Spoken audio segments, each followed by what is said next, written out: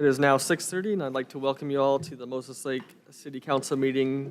The date today, Tuesday, April 25th at 6:30. Citizens who'd like to address the council must complete a blue speaker request card. I heard that we are out.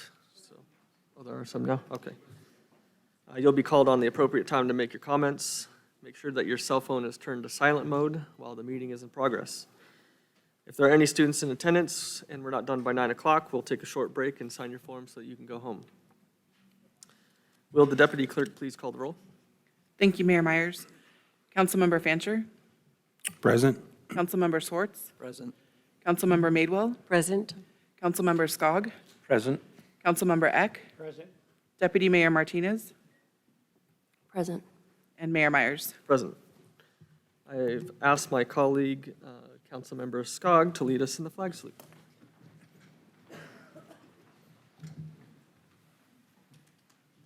I pledge allegiance to the flag of the United States of America and to the republic for which it stands, one nation, under God, indivisible, with liberty and justice for all.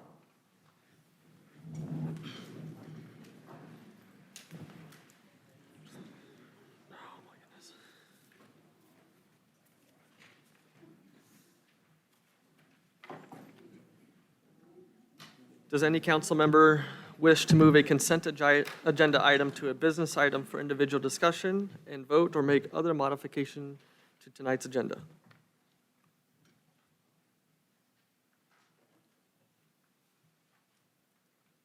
Councilmember Skog? I'd just like to comment on the Umpqua Banking Services extension. I don't know if to do that now or We can pull it and we'll discuss it at the time. So you want to pull D. item D? Okay.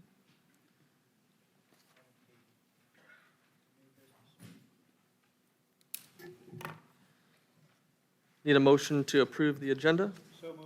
Second. Thank you. All those in favor? Aye. Opposed? Motion passes. Citizens' communication. The council invites citizen comments to hear from the public on matters before the council or relevant to the council's business. The council values free expression of all points of view as an important democratic value in this community. Each speaker is allowed a maximum of 5 minutes. If others have already expressed your views, you may simply indicate that you agree with the previous speaker. The council expects respect for those who have positions with one may disagree, so debate or interactive discussion are strictly prohibited. And please refrain from applause after each speaker. Only address your comments to the council and not to staff or the audience. Council may request staff research comments received for a potential future action. Please take private conversations outside. When you're called to speak, please begin with stating your name and city of residence for the record. First up, we have Bill Nichols. Yep, step up to the podium. Last? Yeah, if you want to go last, that's fine. Leisha Rabilia, sorry if I butchered the name.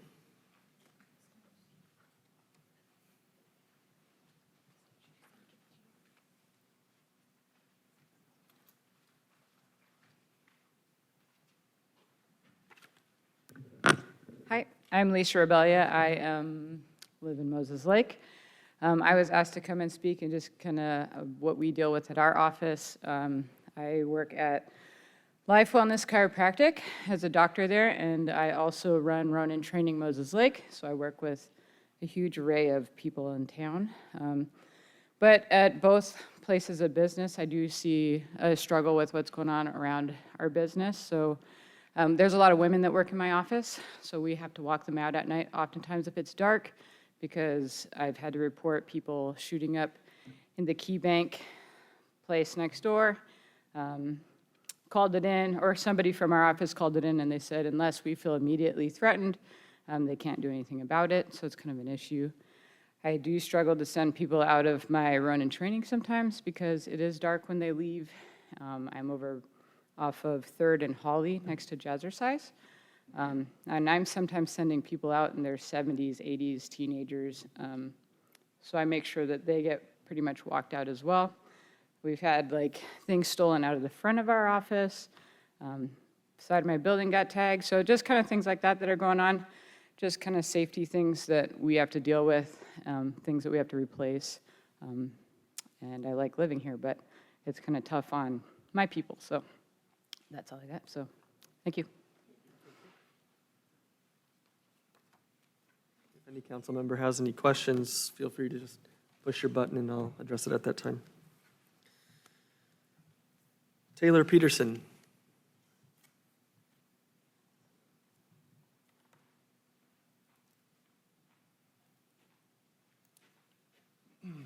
My name is Taylor Peterson, from here in Moses Lake. And kind of had the same issues since I'm an owner of Sunsplash Car Wash. Ever since we opened 3 years ago, we've been dealing with the homeless people, breaking hinges off our locks, getting into our dumpster. I've talked to them and said, hey, I don't care if you get into stuff, just don't leave a mess, try to be nice.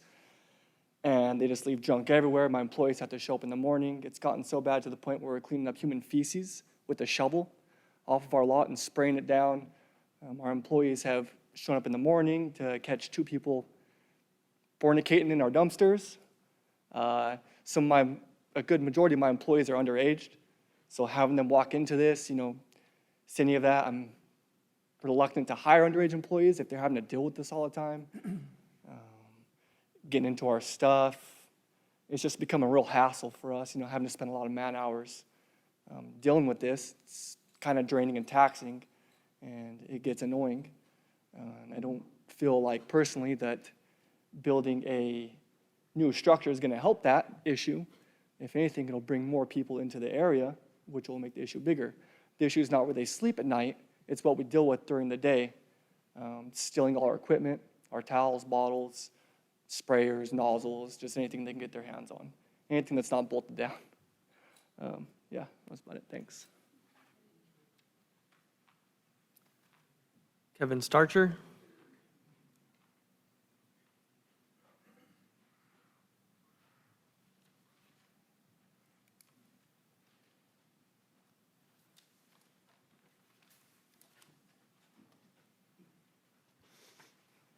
Kevin Starcher, 993 East Broadway, Moses Lake.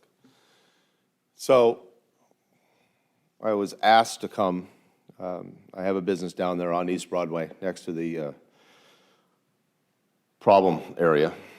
The homeless are, they're not bad people for the most part. A lot of them have problems. Some of them I talk to on a regular basis. And it's not a crime to be homeless, but they are definitely creating a lot of crime. And I'm seeing very little action from the police. The police do their job to show up when called, but the police are not doing anything to solve the problem.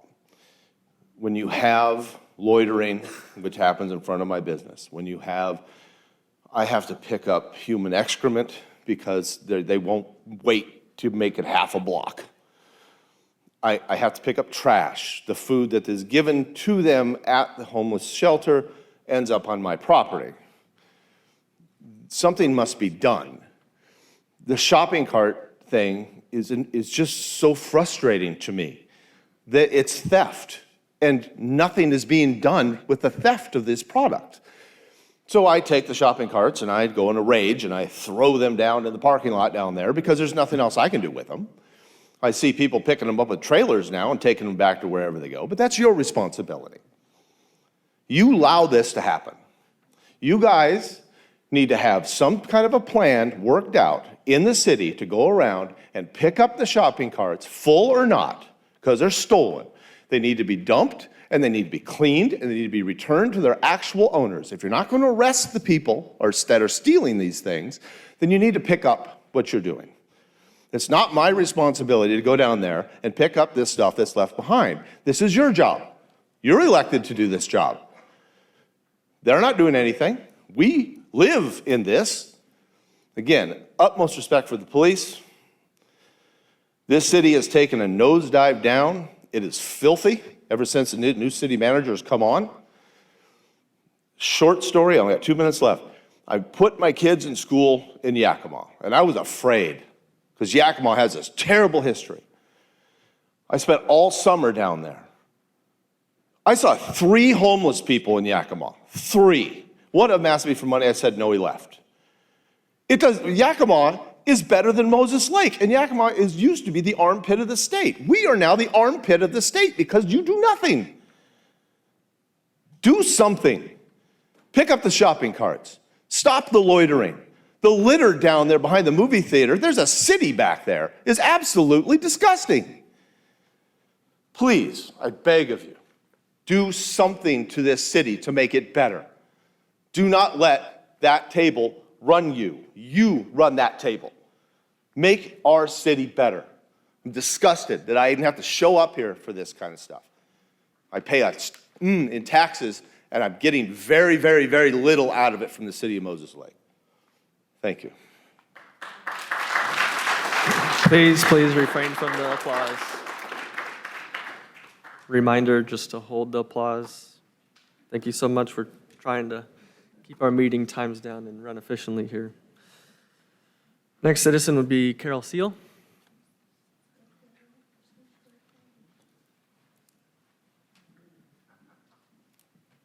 Hello, I'm Carol Seal. I am resident here in Moses Lake, and I'm a business owner.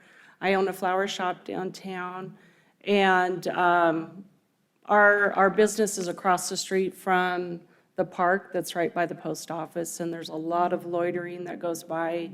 I've had customers come in and they're afraid to go out. It makes it hard to be a welcoming city.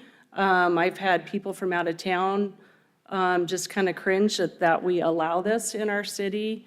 We've had dumpsters out back that we've never had issue when I first opened, and we're now putting locks on them because they physically get in the dumpster. They just tear everything out, no concern that we have to clean up the mess. It's just getting very frustrating. And I like living in Moses Lake, but I didn't come to own a business to put up with that. And I drive around, I see the campers that are over between, the Goodwill and Home Depot, and they've been there for months, and nobody has seemed to do anything, and it's right across the street from a park. That's very disturbing to me, and I think enough is enough, and somebody needs to do something, because what's going on is not working at all. So that's what I have to say.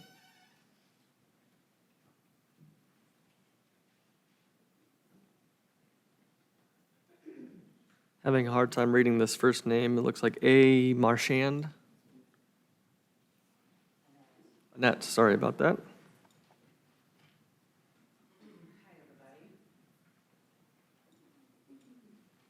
Just as a reminder, name and city of residence, please. My name's Annette Marchand, and I'm a resident of Moses Lake.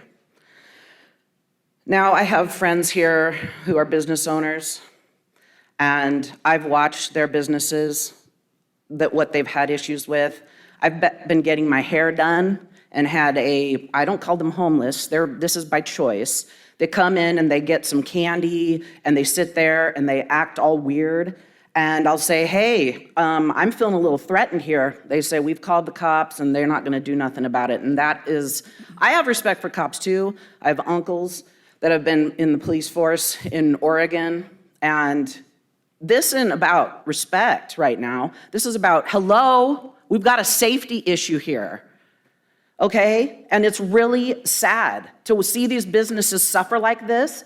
I don't have a business, but I'm so fed up with what I'm seeing out there. And the reason I haven't been here before, because I worked my ass off to pay for taxes that are going through the roof. I don't have time to come in here thinking that you guys have our best interests at heart, and you don't, and it's based on your actions. And anybody that sees the homeless and the filth, those people are mentally ill. I used to do health checks and such on the west side. And if you go to somebody's home and they're living like that you see by the RVs, by the Home Depot, we've got problems. And we would write up like, this is major health issues. Oh, we just got done with the hugest pandemic, right? But you guys are allowing these people to crap on the sidewalk. What happens if another pandemic breaks out because there's crap on the ground?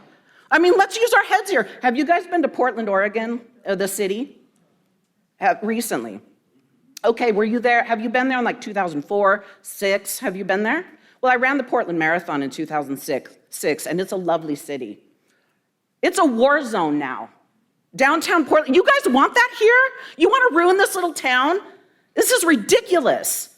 You know, we have pride here. My husband grew up out here, graduated from Moses Lake High School. He is honorably discharged from the Army, expert marksman in the Army. And he is so saddened by watching his little town, which we came back here to live because he loved it so much.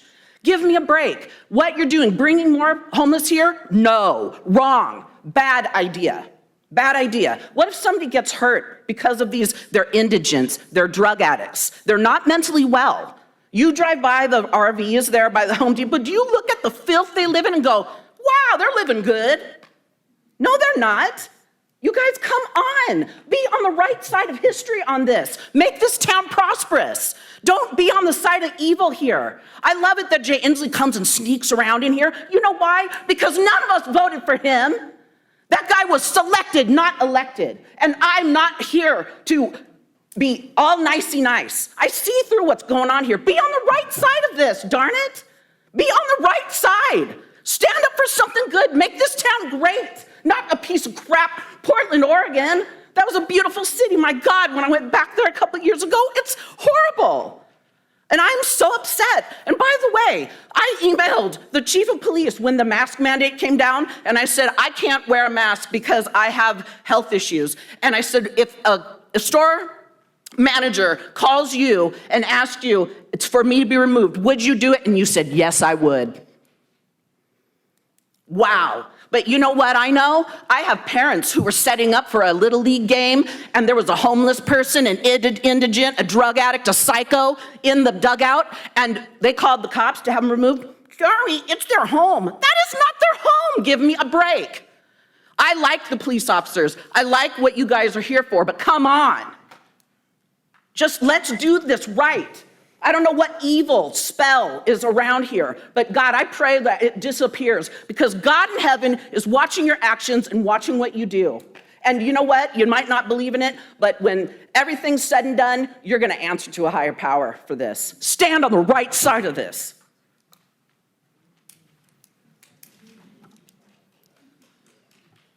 Courtney Nelson.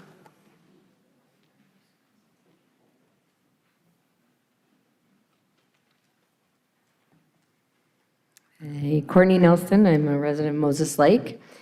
So I have owned AIM School and Gymnastics here in Moses Lake for the past 20 years. I don't own it now because, of course, COVID shut it down. But I am still a representative of that business. So I'm here to comment regarding how our business has been affected by the increase of the homeless people. All of the AIM staff, as Alicia said, are high school and young college students, as well as young mothers with children. And our hours are into the late evenings. So for 20 years, in the past 20, my facility has been safe. There's been no worries. Kids will come in and out. Parents leave their children there. In the last few years, it's been a direct shift. We've had to hire 2 extra people every night shift. We're open Monday through Sunday. So every evening shift, we have doubled the amount of people are there. Cleaners can't be there alone. We have homeless people come into our facility. These young 15, 16-year-olds don't know how to deal with that. They are not equipped to deal with that. We are a small business. We don't have the ability to train them to be police officers that carry guns and can deal with anything that comes off the cuff of that. We have individuals in our building and then outside the building. The biggest one that set me off was just a couple of weeks ago. My 17-year-old daughter, I sent her down to go get her car just a couple of doors down. And she was met with 2 homeless people rummaging through the garbage. They were masked up to here, screaming profanities at her, scared her silly. So now I can't even send my daughter to get her car in a place that I have worked at that's been my home for 20 years. I've raised my family there. Bottom line, our staff doesn't feel safe at night, and we're down a little bit off of there. Our parents in our community don't want their families at night. We've had a direct decrease of revenue in the evening classes because they won't leave their children at night. Our cars, constant gas siphoned, equipment stolen that's behind locked trailers. And my husband, actually, I'm speaking here for him too. He has a business, Heartland Ag, on Broadway Extended. He's been there also for 20 years. $30,000 gone. Can't do anything about it in the past few months. People showering in the hose, scrap metal stolen, needles. And now he's at the point he can't even tell me what he sees on the cameras at night. He's just like, I can't go there. Nothing can be done, and his business, his entire business down there is behind the bullpen with a secure coated barbed wire fence that's been broken twice. And again, the human feces and the things that other people have spoken about too. So my problem is we are both business people in Moses Lake who employ people and offer services to this community. And this isn't where we want to be if we're continuing. We moved here for that reason. And we have many people that are in the same position saying the same thing. We moved to this community because a small community town and not because of the Seattle feel. And we are currently actually looking elsewhere because we don't want to be in Seattle. And we're headed to be in Seattle. It's only a matter of time. And nothing seems to be moving in a different direction. We're offering more and more to the homeless people and less to Moses Lake taxpayers. And our kids just don't deserve this. They deserve to be safe and feel like they can go and do their jobs and families can send their kids to activities and grow. They don't deserve this. Thank you for your time. Please hold the applause. Thank you. Danette Preston.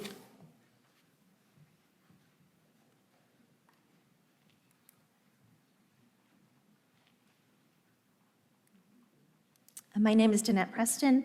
I live in Moses Lake. I am the operations manager for Settlers Natural Market on 3rd Avenue.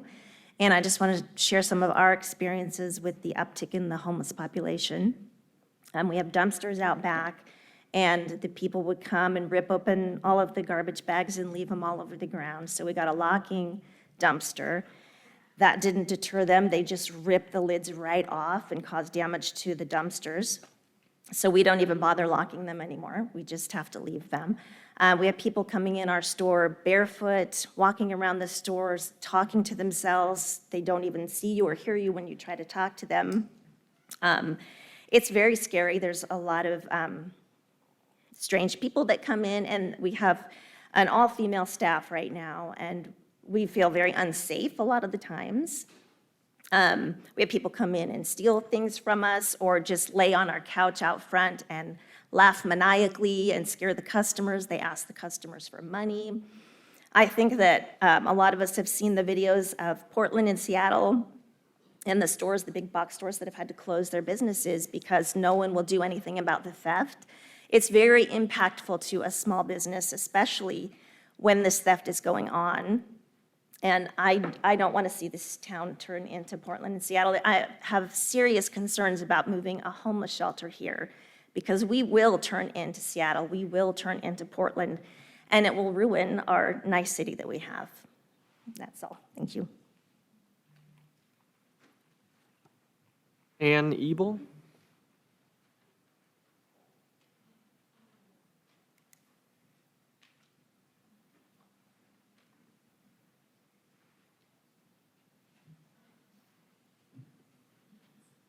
I'm Ann Ebel, and I'm a resident of Moses Lake.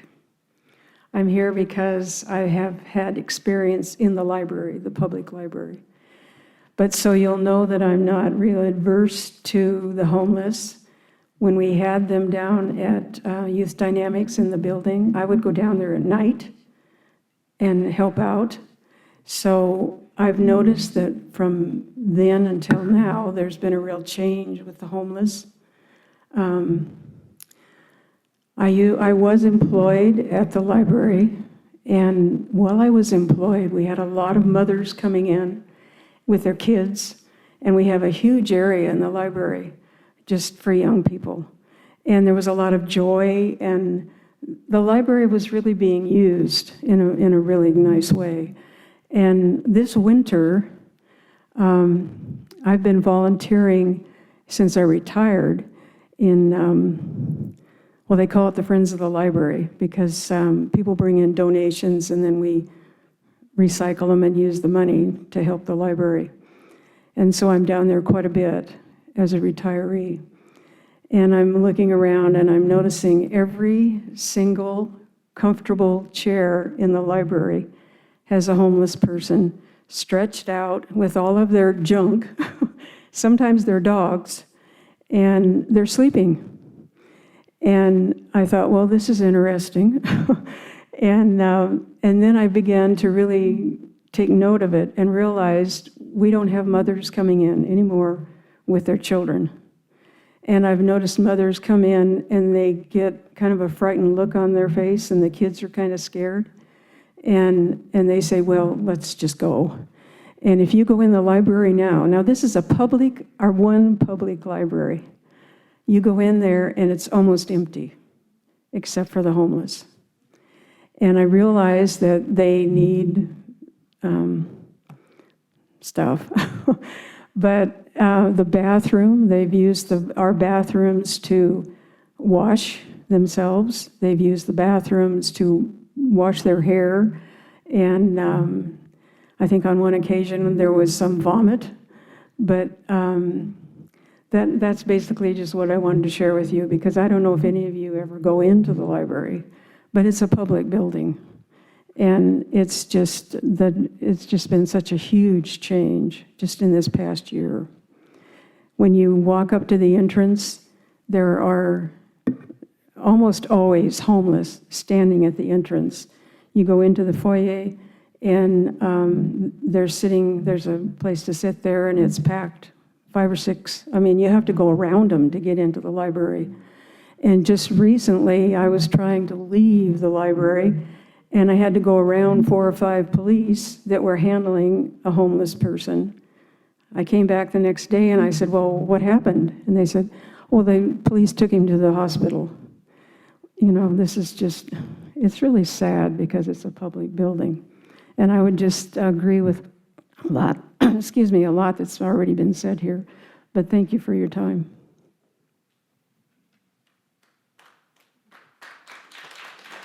Please, again, hold the applause. I know you're trying to support your other speakers, but Heather Kirkiffey, I don't know if I probably butchered that one. It's all good. It's all good. Sorry. I'm Heather Kreckfy, Kerekffy. Go ahead and write it down. Y'all know my husband, I can guarantee it. We own 2 businesses. This is to address the people over there getting a paycheck. Who signed your paychecks is what I want to know. I own a business right downtown. I brought you a whole bunch of pictures since y'all are in denial about what the heck is going on in this community. I drove around with 2 disabled individuals that I care for, and we snapped pictures all over this town. 15 encampments, 15 centers, groups, facilities, home, whatever you want to call them. It is disgusting. Every week I have to, people walk into my business. I'm Carol's partner in crime. She's in half of the building. I'm in the other half. It is a mess. They walk in, can I use your bathroom? No, I have a sign that says no public restroom. They're like, well, I need to go to the bathroom. Not my problem. Go take it up with your city manager because those bathrooms are locked. Why? Why are they locked? So I have to deal with it. So Carol has to deal with it. So all my downtown business friends have to deal with that. Nope. If there's not a problem, unlock every one of those bathrooms because I'm sick and tired of them coming into my business. Mine. I have worked blood, sweat, and tears to get where I am. You all know me. I did your hair when you were a kid. I've done a lot of your guys' hair. I have gone through a fire. I got burnt down. Chico's was a hot mess for homelessness. Man, the drug addiction that you saw there nonstop. Got broke into 3 times. Was told by the police officers who responded, nothing we can do. Nothing we can do. Hundreds and thousands of dollars I have had stolen from my business over the last decade. None of it was recovered because nobody could do a dang thing. My husband and his best friend, because it was in the snow, they stole all kinds of stuff that year.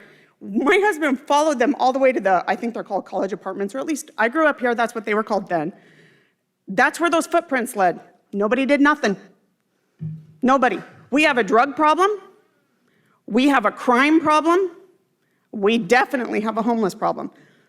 I hire not only women, we are a minority business. I hire women who are related to law enforcement officers or military. That's who works at my salon. And when they're afraid to leave at night, so I have to walk them out, we have a problem. So now all my employees get off before it gets dark because I'm busy doing everybody's hair at night, and I'm not afraid because I protect myself, because I don't have any other choice. Because who's protecting me? Who's protecting my son sitting here who's disabled, who works for me? He cleans up those messes that none of y'alls are cleaning. He cleans up all the garbage. He's had to scoop up human feces with a shovel and pitch it because nobody came to clean it. They take showers in our little water spigot outside in front of our businesses. They're like out there like washing, like, okay, peace out, at least you're outside. I have clients that came tonight because I told them how this is an issue. I walk my clients out, whether it's morning, noon, or night, because it's not safe. So how many of you want to come and sit at my salon and sit in those windows and watch? Every day, the amount of screaming, nobody's there, they're just screaming by themselves, cussing up a storm.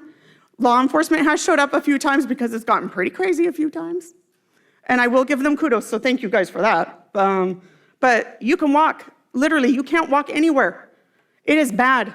You have people barking like dogs. You have people, I hate to say it like this, I'm getting physical therapy done at Randy Bruce's office last week, and I start laughing, and he's like, what's so funny? There's a man out there exposed himself pissing in the lake. That's disgusting. That's an issue. That is very unhealthy. It's not sanitary for you guys, your grandkids, nobody. So if there isn't a problem, I'd like to see every single person who's on a payroll of the city bathing in that, going out there, go swim out there by the fill. It's disgusting. It is disgusting. My husband fishes avidly. He owns a business. He's probably been to everybody's house that's sitting in this room. He's your only appliance repairman. And FYI, you guys, he's so pissed off about what's going on. He wants to leave the state. What are you going to do? There is no other repairman because the money's not there except for my husband.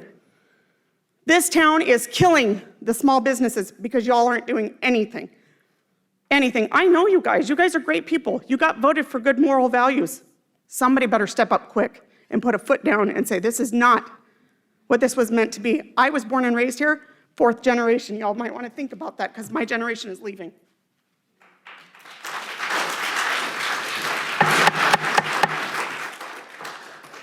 Please hold the applause. I appreciate it. Thank you.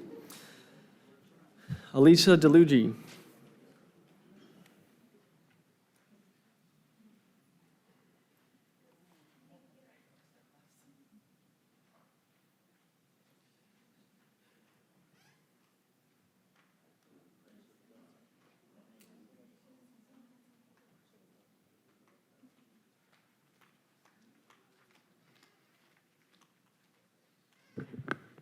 Good evening, ladies and gentlemen. Alicia DeLuigi. I just want to let you guys know, so far, based off of what I know, is that we did get approved for the $96 million through the feds, and the states in their operating budget has allocated about $1 billion for affordable housing and homeless, as well as a lot of money for mental health rehabilitative care. So the fact of the matter is that we don't have the money. What these guys are doing right now is looking for a space. Once we have a space to be able to allocate for these people, we can start cleaning the mess up.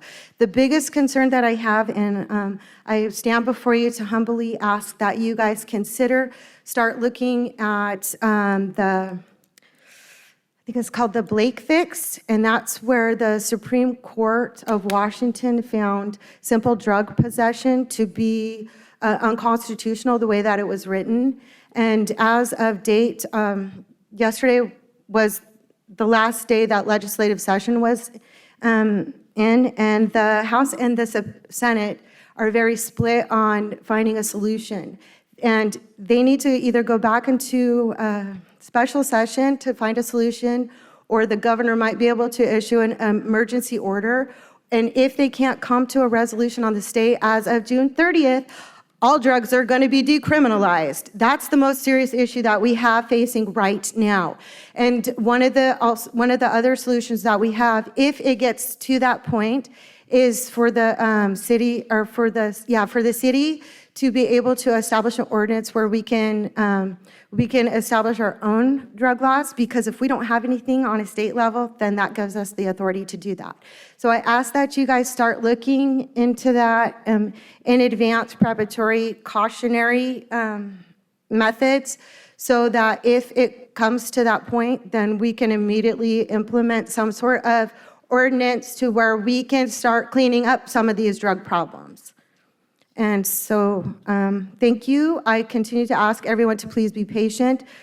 We as a city don't have the money. It's very frustrating. We don't want to raise taxes for the locals to be able to pay for this. The matter is that we're just trying to get the funding. In the meantime, the biggest responsibility that these guys have is finding the spot.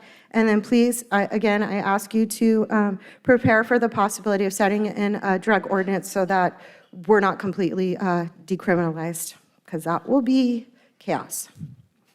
So thank you so much for giving me the opportunity to further educate you guys in the most stuff that I have. And if you have any questions, please don't hesitate to ask. And I appreciate you all. Thank you. Bill Nichols.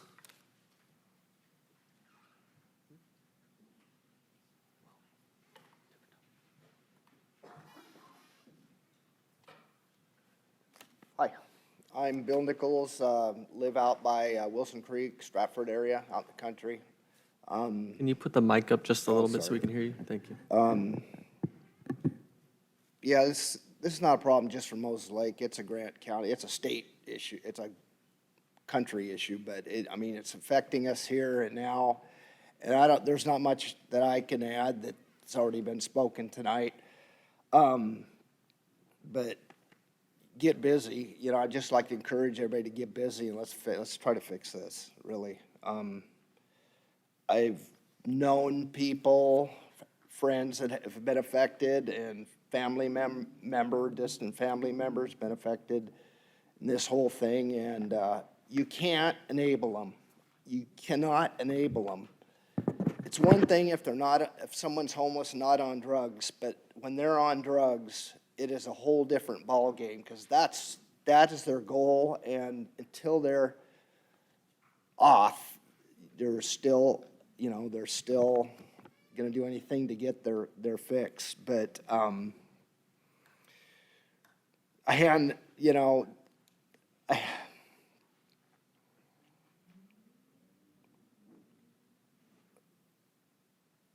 we just can't enable them. That's all I had to say.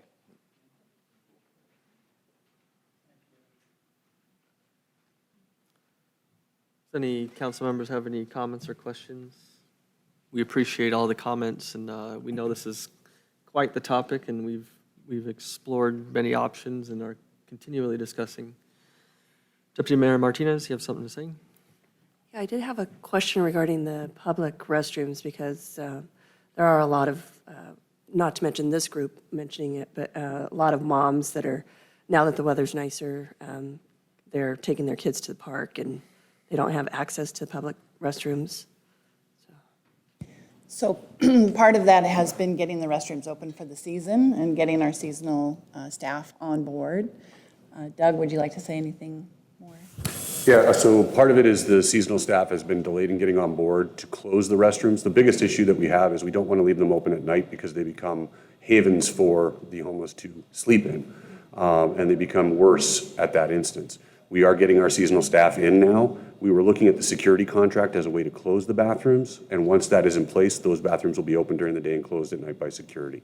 So we are working on it. It has not been escaping our notice. It is an ongoing process, but the end is near, I hope. We take all your comments very seriously, and I think we're all pretty much on the same page, and we're all citizens here of this community as well, so we're all in the same boat as you, and we're trying to tackle this the best we can with the resources that we got. So, Mayor Myers, if I may, I would like to thank you all for speaking up. I think as city staff, we are as frustrated as you are. Many cities are now having hearings like this where our citizens are speaking out, and they're taking the recordings, because this was recorded this evening, and sending it over so that our legislators can hear this testimony. Truly, to have our legislators get out of session and not be able to deal with the Blake decision. Our police officers are as frustrated as anyone because they want to be able to do their jobs. And as I will present during my city manager's report, we've been hit with a number of state, regional court decisions, state Supreme Court decisions, as well as legislative decisions that on a local level, it is tying our hands. And so we truly do appreciate everyone speaking up. And I will take this recording and make sure that those in our state and even on the federal level are hearing your voices as well. So I want to acknowledge that. Moving on to the mayor's report, I have a proclamation to read for Professional Municipal Clerks Week. I'll read that proclamation. Whereas the office of the professional municipal clerk, a time-honored and vital part of local government, exists throughout the world. And whereas the office of the professional municipal clerk is the oldest among public servants, and whereas the office of the professional municipal clerk provides the professional link between the citizens, local governing bodies, and agencies of government at other levels, and whereas professional municipal clerks have pledged to be ever mindful of their neutrality and impartiality, rendering equal service to all. Whereas the professional municipal clerk serves as the information center on functions of local government and community. Whereas professional municipal clerks continually strive to improve the administration of the affairs of the office of the professional municipal clerk through participation in education programs, seminars, workshops, and the annual meetings of their state, provincial, county, and international professional organizations. Whereas it is most important that we recognize the accomplishments of the office of the professional municipal clerk. Now therefore, I, Don Myers, Mayor of Moses Lake, do recognize the week of April 30th through May 6, 2023 as Professional Municipal Clerks Week, and further extend appreciation to our professional municipal clerks, Debbie Burke and Jennifer Schober, and to all professional municipal clerks for the vital services they perform and the exemplary dedication to the communities they represent. Can we give them a round of applause, please?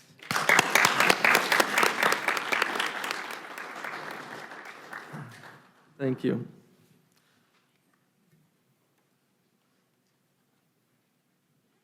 We do have one more citizen comment, and this will be the final one that we take for the evening. Harold, you'll speak at the agenda item when we get to it.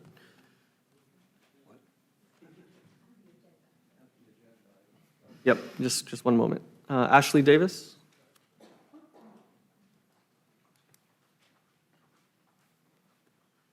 Hi, my name's Ashley Davis, and I'm from Moses Lake. And I'm coming here as a mom. I've traveled to all of the small towns with the smaller schools for youth activities, as well as the big cities like Portland and Seattle, where my children were playing in league there. So I've seen a lot, and traveling as a vulnerable woman with children, my children have expressed to me that the two places they feel the least safe out of all of the different places in Washington State are Okanagan and, sadly, Moses Lake. I know with the closure of McNeil Island, there's concern with, the different types of people that are being released. And my father-in-law, he worked there for many years. It's the worst sex offenders. And although we have deep compassion for these individuals, I'm concerned about where they're sending them, including places like our county. And I'm also concerned about the homeless situation. Coming from a mom, my kids don't feel safe at the parks. They didn't a year ago before the motorhome situation. I know I brought it up at a meeting that the city manager, Deanna Martinez, and the chief of police were at, that the first day of my child's practice over by Lozier field, or over at Lozier Fields, there was a man chasing a woman with an axe. And then there was some type of sexual activity that happened there at the field. The next day, that was day one, the next day there was a tent attached to a dugout with a individual who was out of their mind, yelling and screaming at the children. They were scared. Day three, I was like, I can't just drop one child off and, trying to figure out here, because this isn't a safe location. So I stayed at the park for the whole game, and there was a car full of people doing drugs in the car. Like, back in the day, it used to be that if they had an issue, people wanted to do drugs, they would go do it somewhere else. They're doing it right there in front of our kids. Our kids don't feel safe. They're held to a different standard. It's really hard to see because my kids don't feel safe here. And we went to Oceanside. We were in California, Long Beach. My younger child goes, wow, I feel so safe. All the things you see on the news, it's nothing. It's not even real. Moses Lake's scary, Mom. And that hit my heart hard.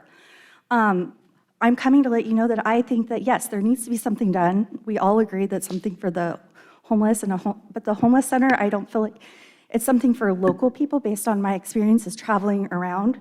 You go to Othello, there's not one homeless person. You go to Chelan, there's not one homeless person. There's a reason they're coming here. And Moses Lake was doing a fantastic job of taking care of, through Serve Moses Lake, of the homeless people, in my opinion. I don't know about any of you, if you've volunteered at the food banks, if you've done those types of things, but our family has for years.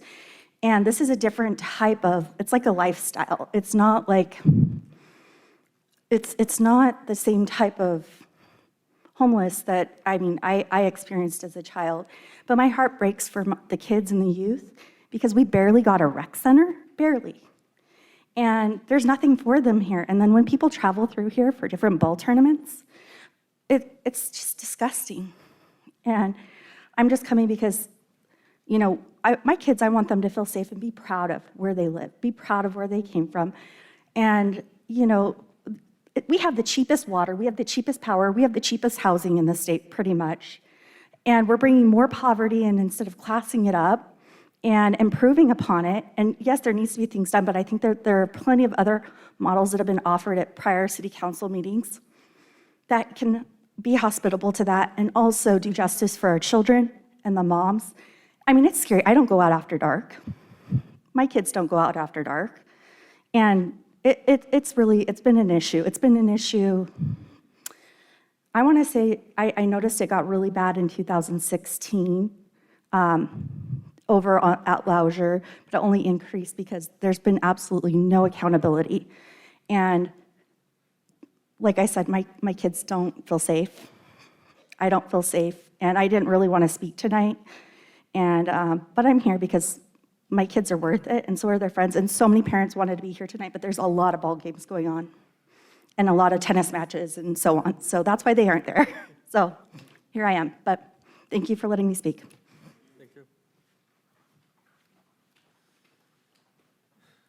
Councilmember Skog. I'd like to thank those of you who were able to share this evening. It seems like almost anything else on the agenda becomes almost inconsequential. What we have to do is deal with this, the families, the kids. I grew up in Moses Lake. We played kick the can till it was midnight. Mom didn't know where we were all day Saturday, just make it home for dinner. And that was the Moses Lake I grew up in. And I think we can still have that. But don't think for a minute that we haven't had a lot of discussions about what to do. Do you pile everybody on a bus and haul them to the border or to the Spokane? Oh, okay, there's part of it is what are the people of Moses Lake comfortable with? Do you say there's obviously mental people that have big issues. Where do you take them? What do we do with them that's not enabling, but just, you can't, it's 4 degrees outside. Well, you're in the library. I don't know what to do with them. We have to do something, but it's not just this cut and dried, we're sitting here doing nothing or haven't thought about it or don't care about it. It's a big deal, but there aren't easy answers. The enabling, for sure, we can't enable them. I think it should be almost, they say if you have a spare bedroom, just make sure the bed isn't too comfortable. I get that. and we need to make that something that's not too comfortable. But don't think we haven't talked a lot about this and are just at wit's end of what to do, and what to do without, being labeled a bunch of heartless ogres. Not that I wouldn't mind that, but it's not easy, and it's going to take a lot of community input, not just 7 of us sitting here thinking, what shall we do? Tell us, what are you comfortable with? What do you want to put everybody? Do you want to say, no loitering in any park? Let's make an ordinance that drugs are illegal on Moses Lake. There's stuff like that we can do and make it real uncomfortable for people who want to live like that to live here. Let them live somewhere else. But don't think we're not thinking about this a lot. And it's not something, like I said, everything else the rest of the evening is just kind of who really cares? This is a big issue, and we accept that as a big issue, and it isn't the Moses Lake I grew up in. Thank you, Councilmember Skog. Any other comments from the council? Does council wish to have any business brought to a future meeting? Deputy Mayor Martinez? Oh, sorry. I just want to agree with Councilmember Skog. I too grew up here. This is my home. I'm 4th generation. I love this town. I love you people. So I care very much. Don't think I don't. Thank you. Councilmember Fancher? Okay, so I usually don't talk at these meetings. I agree with Councilman Skog. This is tough. I too own a business here. I too raised my family here. Well, I'm still raising family here. Raised all of my girls. I have 3 grandkids here. It is very near and dear to me. Most of you in the audience probably either know me or know of me. I do struggle with this on a regular basis. And I'm getting to my wits' end as well, and trying to figure out, just like Councilman Skog said, what is the right thing to do. But again, thank you for saying your piece. I 100% understand the frustration. Thanks. Deputy Mayor Martinez? Answering your question, does council wish to have any business brought to a future meeting?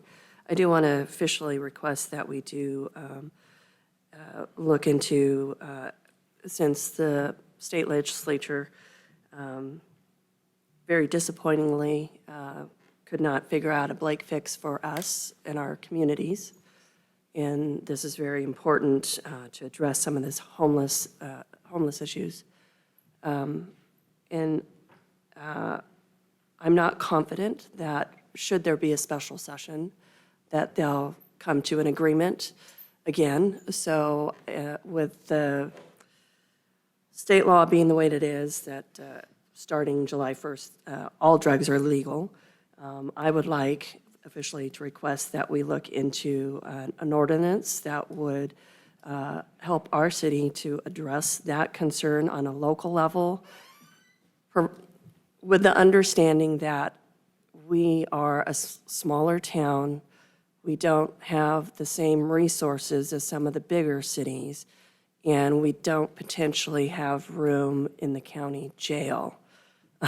So, we hear you, but we've got a lot of problems that are creating an even more difficult time for us to address these issues that we all want to address. So, yes, if we can officially have it come forward at a future meeting. Chief Fear? Before you ask for it to come officially forward, let me tell you, we were working on it before the legislative session ended because I had no confidence that it was going to go anywhere. So I have city ordinances from other cities that have enacted a drug possession charge. Gross misdemeanor is the most you can do with one of these city ordinances, which is what the legislature had started with anyway. I was on the phone today with the county prosecutor, Kevin McRae. He's talking about creating a county-wide ordinance that would do the same thing. would make possession illegal, use illegal, and paraphernalia illegal based on county ordinance would make it a misdemeanor. I'm pushing for a gross misdemeanor. Either one gets him a criminal charge. And if he can get that through the county commissioners, then we would have an ordinance that we could enforce in the city. Now, I spoke with the sheriff also, because he and I have been speaking about this for the last couple of weeks. They still won't go to jail because the jail won't take misdemeanor offenses. But at least we can, A, arrest them and take them to the office and administratively book them. We can legally search them, which means that we could take the drugs away from them. And they end up with a warrant if they don't do anything with it. And now that we have community court in Grant County, Judge Gwynn has community court that is misdemeanor court. It gives people the avenue to go into the court system and have options to get into treatment programs, which is a good thing. So we're already 2 steps ahead. Just as I expected our wonderful city staff to be. Thank you. Is it possible to have something like that presented by next council meeting? It won't be at the next council meeting, and here's what I'll tell you. June 30th is when the temporary fix the legislature enacted ends. What cities have done is they've enacted, I think it's a use ordinance, but after the 30th of June, you can enact the use, the possession, and the paraphernalia. Some of those are excluded in the current fix, so to speak, but on June 30th, all that goes away. And so we're looking at maybe an ordinance that is all-inclusive, that includes the possession, the use, and the paraphernalia all together, instead of just one of those 3. So we would have something probably later May. So depending on how long it takes the prosecutor to put something together. Councilmember Fancher? So just to be clear, so what we're talking about with what you're saying is the county would go countywide, which would also encompass all the municipalities? I mean, all of the cities then? Yeah, we could enforce that. Right. Yes. And then, okay. I just want to make sure that. And it would push it into. We don't miss the opportunity. Oh, no. Kevin, the prosecutor called me first. Okay. To make sure that we were on board with it. I told him we were already started down the road on the municipal side, and he said if he could do a countywide ordinance that included all the municipalities, and we would all have the same ordinance and all the same way to deal with the problem. So, which is better than us having our own that's different than maybe what the county has and Ephrata has and the rest of them. So. We can move on to the city manager's report. Okay, following our discussion, just have a few slides to remind us why we're here. So in regards to the safe parking, the RV situation, just want to remind that in regards to our overall homelessness issue, are you getting the click share? There we go. There are a series of actions, as we all know, that have tied our hands. And so the first case being the Martin versus the City of Boise. So this was the case that said we cannot allow camping in public areas unless we have a place for the homeless to go. So in 2021, we established the Sleep Center. And many of you who are long-term citizens will remember that prior to that time, we had people filling the chambers also talking about the people in our parks and along our waterfront and all areas. So the next decision that came along was Long versus City of Seattle. So this is the decision called the Homestead Act that eliminated our ability to impound and create an excessive constitutional issue for those who were living in motorhomes on city streets and on public property. And just a reminder for the audience and for our city council that in the event of a conflict, state law supersedes local law, and so the city must operate within the guidelines of these rulings. Now, we've had a number of conversations with our city council, and staff recognizes where we are all at, and in the end, this is a risk decision on our part. And so on March 28th, our chief provided to you an overview of the issue and options for city council to look at for this situation. And so there have been questions asked about the period of time that this has taken. And so with the sleep center, that was our primary issue at the time. And the lease was coming to an end, and so City Council authorized the feasibility study that would look at other locations to move the sleep center. When we came down to the end of the study, the current site was available, and so City Council took action for a temporary solution for the sleep center, which was to renegotiate the existing lease for a 2-year period.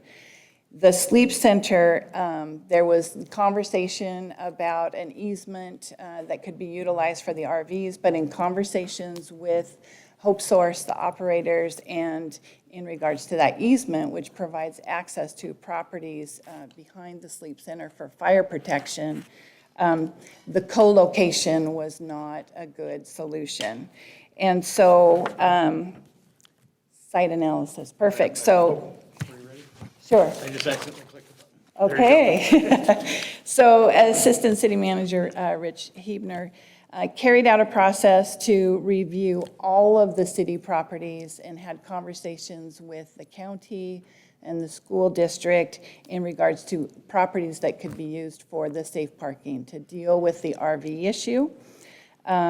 We reviewed a number of priorities and there are not a lot of good solutions, and in reviewing this with staff, the direction for the sleep center was a temporary location, and so the thought of a temporary location to deal with the RVs would allow us to keep moving them along, which has been the direction of the city council. And so the dog park is a large parcel. We had not considered it because we are in negotiations with Grant County Animal Outreach to have this be the future location of a new and expanded animal shelter. However, their time period for putting that facility together is probably 1 to 2 years. So in the interim, this makes a site that we can quickly utilize for this purpose. Chief and his team went out to Central Drive this morning. There is a standard, all of these situations that we deal with because of the case law require due process. Regardless of how we feel about the situation, there is due process owed. So all of the residents on Central Drive were provided notice this morning of 30 days to vacate the location. And so if council concurs, then this is the direction that we'll take with the future location. In a temporary manner, we will need to bring back to you the rules for the operation, because the expectation also communicated to us by council is that the rules for being able to utilize that site need to be in place as they are for the sleep center. Additionally, we need to bring a policy that is an update to our impoundment ordinance. If there are units that cannot be moved, those would be impounded. We need to provide the process by which access would be obtained for getting out personal belongings, setting up a fee for the impoundment, and a number of other items that need to be addressed. And we anticipate bringing those 2 items back to you at the end of May, just prior to the end of the 30-day time period in which that would run out. And Chief Fuhr, if you had some comments about your interactions today, if you'd like to add those. Oh, I will say that I think most of them, I think, will comply and will leave within that 30-day period. There were 3 that weren't there, so we posted the front of their RVs on the door with the trespass notice, and then the email from the property owner asking for them to be trespassed. The site was also marked with no trespassing signs. They put up 6 no trespassing signs at the cutouts. There were a couple of comments made about fighting it, which doesn't surprise me, but I think, and I will also say this, even though the county won't take misdemeanor warrants, I worked a deal out with the sheriff that if after the 30 days period came and there were people that were still there, and if they have warrants, the sheriff agreed to let us book anybody that has misdemeanor warrants for this one purpose. And the people were told that if they have warrants and they still are there in 30 days, they would go to jail and their vehicles would be towed. So again, I think that gives them incentive to move beforehand because nobody wants to go to jail for basically overnight and then come back to having their vehicle impounded. So I think we'll get good compliance. Some actually talked about leaving sooner rather than later, so. Councilmember Eck? So Kevin and Allison, what is your expectation as to when this dog park location will actually be operational and you can move the RVs in there? So the way the property sits now, we believe that they can just pull in and utilize the site. There's great visibility on the site. And the chief went by today to look at the possibility of adding cameras and additional lights. What we want to get into place is the rules to be assured that all who utilize that site understand the rules and to get our impoundment policy into place. So the site is not going to be fenced, it's just going to be monitored. So the timing, again, what's the expectation of when that can happen, approximately? Yeah, a couple of weeks. No kidding. Excellent. Thank you, Kevin. Deputy Mayor Martinez? One comment and a question. Just to be very clear, this is not an RV park where you would go and, lounge and there's a pool and all that. It's just very basic stuff. So if anybody's looking at that, because I know that some of us had that confusion as well. Very basic, very limited space for them. We don't want to make it friendly for them. Just to clarify that. Secondly, so we're talking about the RVs on Central Drive. As you know, I've been in communication with the gentleman who owns property at the end of Longview, and apparently there's even more of them there. So in order for those people to be trespassed, he needs to provide a letter to the city to allow the city to trespass them, or how does that work? Yeah, that area down over there is a little more confusing because there's sections that are city, there's sections that are private, there's sections that are, I think, owned by the railroad. So wherever they're at, we need to have whoever owns that property give us the authority to have them removed. And we'll do the same thing. I think we know the family well. We dealt with them when they were living on Miller. And so they are going to be more challenging. I will say that right off the get-go. They will be more challenging to deal with. So does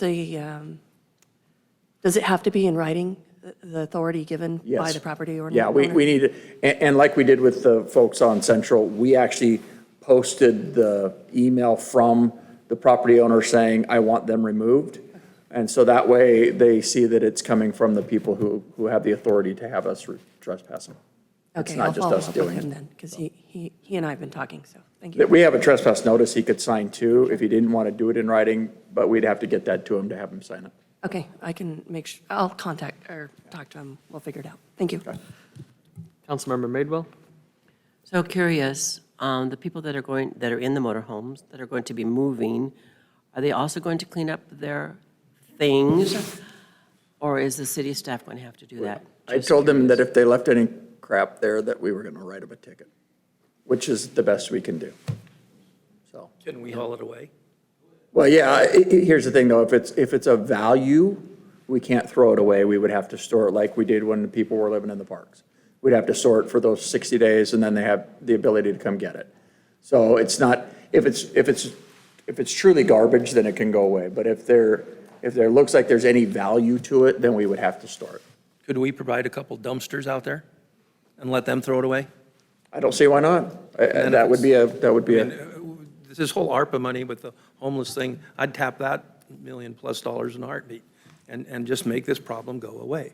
If we threw a couple of dumpsters out there or a dumpster out there, I'm sure that, and had conversations with them, I'm sure that we would say, throw your stuff in there that you don't want and get rid of it now before you have to move. And I did not mention, we did not mention to the people we contacted this morning about an alternate location for them to go because it needed to come to you tonight. Depending on your decision tonight, if that's the direction you're going to go, then we will go back to each one of them and say, within that 30 days, there will be a location that you can move to that's off the city street, that you have a location. Again, no services. You're basically parking it there and still using your generator, other than maybe a porta potty. But, you know, it's not going to be it's not going to be comfortable, but at least it gets them off the streets. And we should mention that because it is public property, that brings along extra risk. And so the goal of city staff is to move those units along every 20 days so that there is not the sense that we're creating a permanent location. So Kevin, is it your expectation that all the RVs, et cetera, that are around the city will ultimately be in this dog park location? Oh, no. No. I think a portion of them will go, but I don't know that they'll all go there. No. Especially if there's rules. Right. It'd be consistent with what we're seeing in our city in terms of the utilization of the sleep center that has rules, and then the illegal camps that you see on private property. And so that's kind of the division of those who participate and those who will not. Deputy Mayor Martinez. So if I'm understanding correctly, you're asking us if it's okay to use that site. And, you know, just like this particular group of citizens have come to talk about their concerns, and it's me playing devil's advocate. There's the school across the way. There's that residential area, those homes right there. And then there's the county fairgrounds. And so I know that we've directed you to find a quick place to address this issue. So those are just my comments or concerns. So I hope that there is support within the city, not just this group here that has come tonight or has come previously, and understands the tough position that we're in. I think anywhere that we put it, if we do it quickly, there may be concerns where it's at, but it's, from my understanding, a very temporary place. Well, and certainly at the meeting at the end of the May, where we bring back the rules, and we will get the location out there as well. More opportunity to comment, more opportunity to have to look at the rules and give you additional input. Councilmember Madewell. So with the city codes that we have where you have to get a permit, is that maybe feasible? And then it needs to go through the police department, the fire department, and a couple of departments within the city. Is that maybe something that we could look to as well? Maybe would help to encourage them to keep motoring down the road, maybe? We can look at that.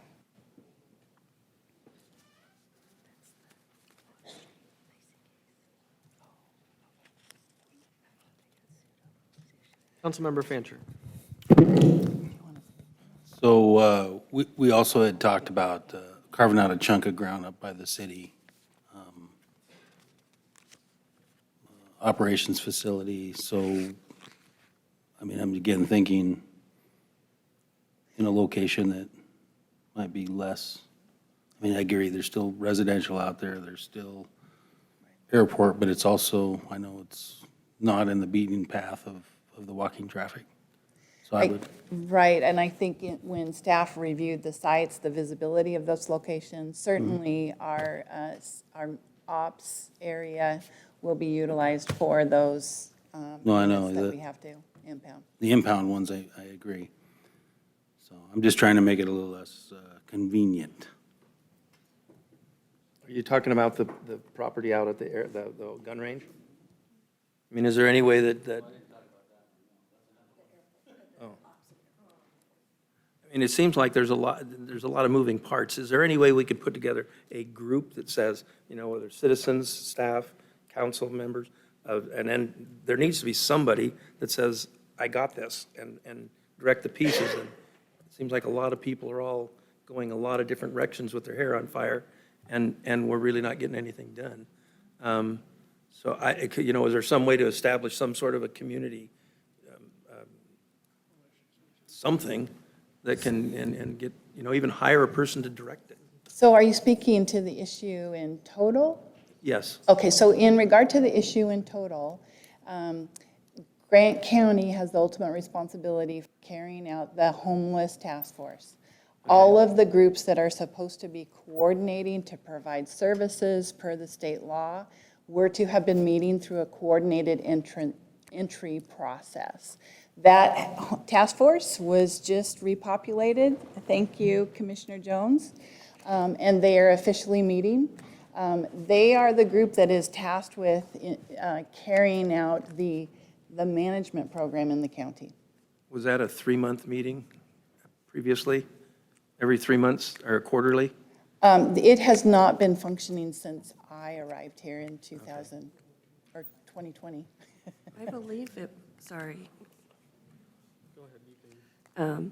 I believe, because I sat on the first one, because I worked in the warming centers, volunteered in the food place and all that. So anyway, I believe that we met maybe once a month, twice, every 2 months. It was pretty frequently, but it was very small, or those agencies that were receiving recording fees were really the ones driving, that had the biggest voice. And one of the reasons why Moses Lake stepped in and said, we would like, the city of Moses Lake, we would like to use, you know, our portion of recording fees. And then of course, we talk a lot about volunteerism, and the church is getting involved. And at that point in time, the churches were done. The volunteer people were done. And so we really had nobody left to help us continue the work. And then COVID hit, and so it disbanded. And so thanks to Commissioner Jones, we're back up and running because it's a requirement that it exist. So we're just getting started and hoping that we can address not only City of Moses Lake's issues, but the county as a whole. Councilmember Madewell? My comment, I think we may need to make it as hard as possible for people to hang out in the city of Moses Lake, even Grant County. So whatever we do, I appreciate what is already being looked at and talked about. I want to say thank you, but let's not make it easy. So staff is looking this, are we as a council interested in this particular site, or do you want to explore another site? I'm interested in it. I just want to get the ball rolling. And if it was all there for 2 weeks and we found something better, in 2 weeks we'll move. But let's move forward. Councilmember Swartz? Yeah, I would also be in favor of the property by the Central Operations Facility. One thing I've been hearing a lot tonight from people is, you know, identifying a few different problems, everything from defecating in the streets to other things. But one common theme I've been hearing is drug addiction.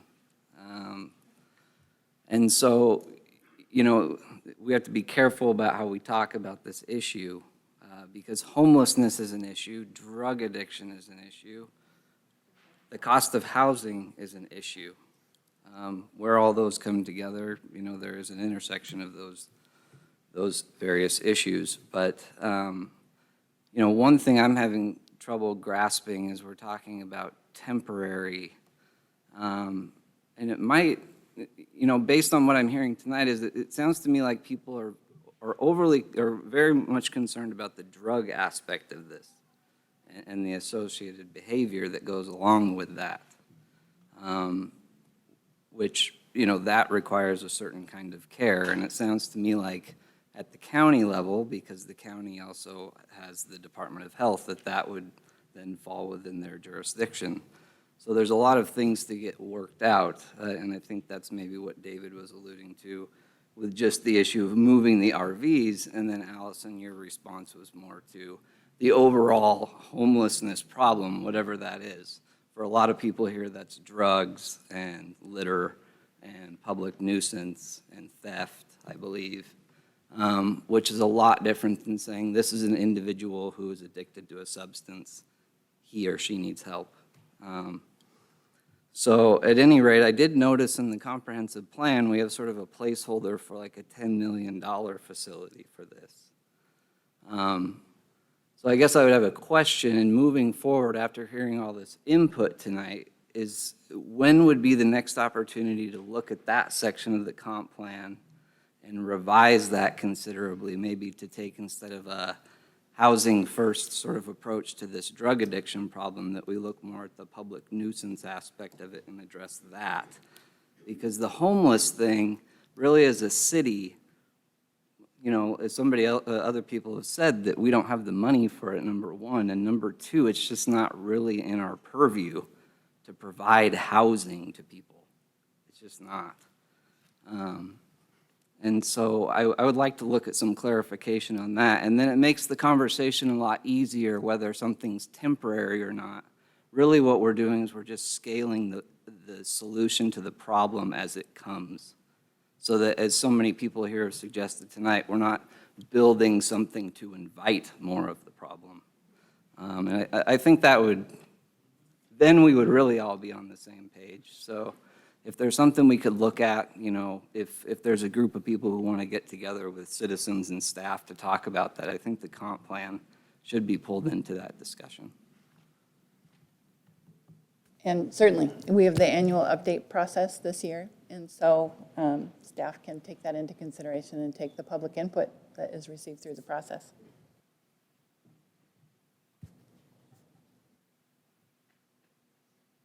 So I'm not hearing a consensus from the council on this particular item yet.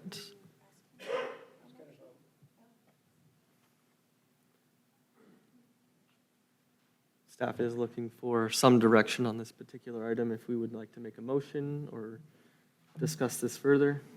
Well, I'm in favor of moving quick. I think we all are in favor of moving quick. If the answer right now is so that the chief has an opportunity to stay within his time frame and have a place to say, here's where it is. But I still think at the end of the day, what I would know is, and I'd be one to say that I know there are people out there that are falling on hard times that need the hand up, take the hand up, move down the process, get a job, get back on their feet, and there's lots of programs like that. I'm not that heartless person. I deal with housing authority and all that stuff on a daily basis. I believe the ones that, and just like the chief said, there are people there that said, I'm going to fight this tooth and nail. They're not part of the solution. They're part of the problem. And I think we need to try to listen to the constituents, the citizens. We move quick, and then I still think it can be a temporary fix, because I think we're going to have the dog park users next, and see if there is a better long-term solution. I still think we need to, sorry for looking at you, Rob, you're easy to see. We need to continue to work hard with the county, because this is a county-wide, we heard it. We all need to get in it together and make sure that we find the right location. And I think I agree with Councilmember Madewell for a lot of this. We don't want to make it easy. And I think you'll find that some will say, okay, it's not easy, we'll move down the path. So, thanks. Deputy Mayor Martinez? I'll give you a little bit easier time, Commissioner Jones. It's not just county, it starts at the state. It's been very disappointing this session. And so they need to, our legislators, they may agree with us, but they need to be sitting here listening to this and having to hear from the citizens. We know it's tough for them over there, but there's got to be some movement over there. So they need to be up front and center with us, I think. So on this particular piece of property, could we put a sunset clause or a date that we review, just so that it mandates a date that we review it again, maybe 6 months? Absolutely. Mhm. So I'll make that motion, Mayor. To move forward with this property at the dog park with a 6-month review date. So we have a motion, just need a second. Second. Thank you. Any other discussion? Mr. Mayor, point of order. It is not on the agenda tonight for you guys to vote on that. It's under discussion. So my point of order would be that the community hasn't had a chance to speak about it. You let everybody speak. Can I have you? You're wanting to go to the dog park next to the fairgrounds. You haven't given the community an opportunity to speak against that or for it. So my point of order would be, this is not on the agenda tonight, therefore it cannot be voted on for a motion. I said to the city council earlier, all the members, there's property out on Randolph Road. The city owns it right now. There's a building out there. I think everybody in the community would be for putting this out there. I think everybody in the community would be against putting it next to our dog park and having people overrun our dog park and the fairgrounds and the community next to it. Can we get clarification from our city attorney? So this is a duly advertised, regular public meeting to conduct the council's business. This is an item on the agenda under discussion. If council wants to follow up with action, it can do so. If the council wants to have a public hearing to provide an opportunity for folks to weigh in on this particular location, that's the council's discretion. Deputy Mayor Martinez? To speak to you, David, I think there's a consensus, not only with city council, but with the group that is here now, to do something quickly. And so my understanding is, we're just voting to say, yes, let's look at this site, but when you come and bring it to us, along with the rules that we'll have in place, we can still vote for something else, correct? We're not saying, yes, this dog park, but we are saying, in order to make sure that that 30-day window doesn't escape us, we need to be moving quickly while we look at these other places. I don't want to say long-term, like they're going to be there for forever, but while that allows us to look at these other places that might be a better location. This is very temporary. Is that correct? So the motion on the table is to have staff move forward with this. If you would like to amend the motion to bring that back, as well as other potential locations so that council can evaluate that, we can certainly do that if you want to amend the motion on the table. So can I, or does Councilmember Eck need to change his motion? So I will amend the motion as presented by our city manager. So what, sorry. Look at the dog park location and to offer up other suggestions as presented by the staff for our next meeting in 2 weeks.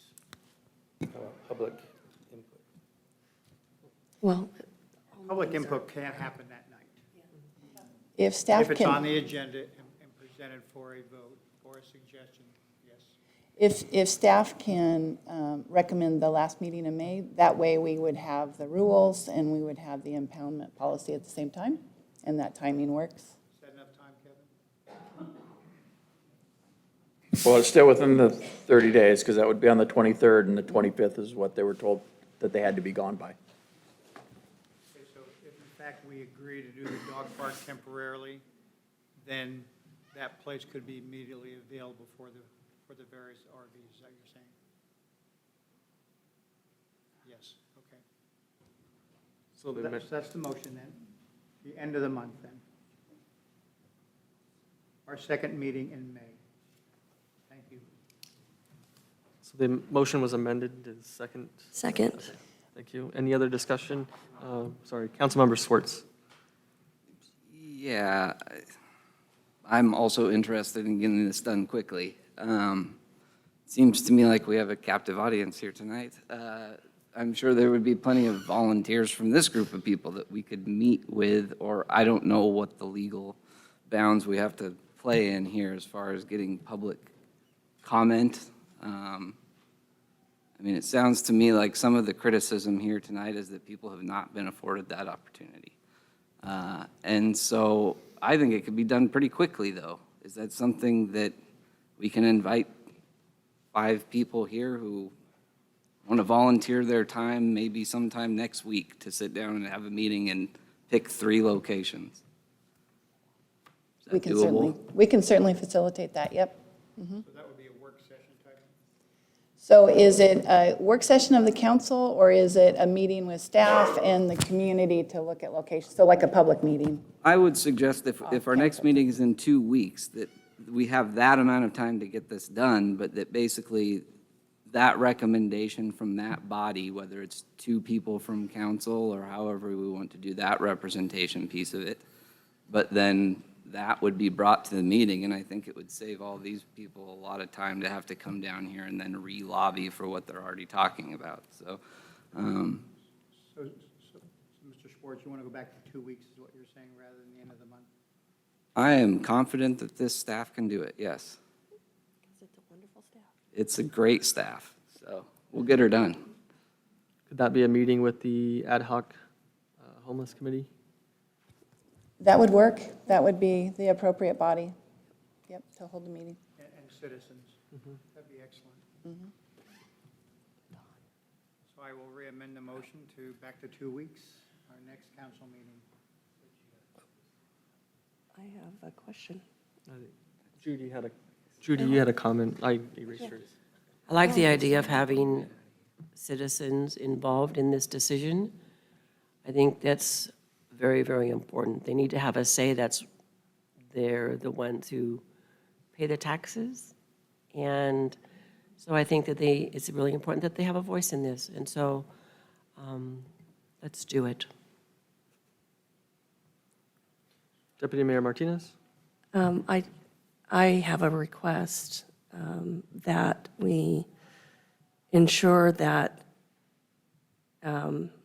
there's variety, diversity, which is not a bad word, so that we're not just listening to one group of people. Like, I would really like to make sure that somebody in that neighborhood is on there, or maybe the school district, because there is a school there. So I know that might make things a little more difficult, but we need to hear from all of the citizens.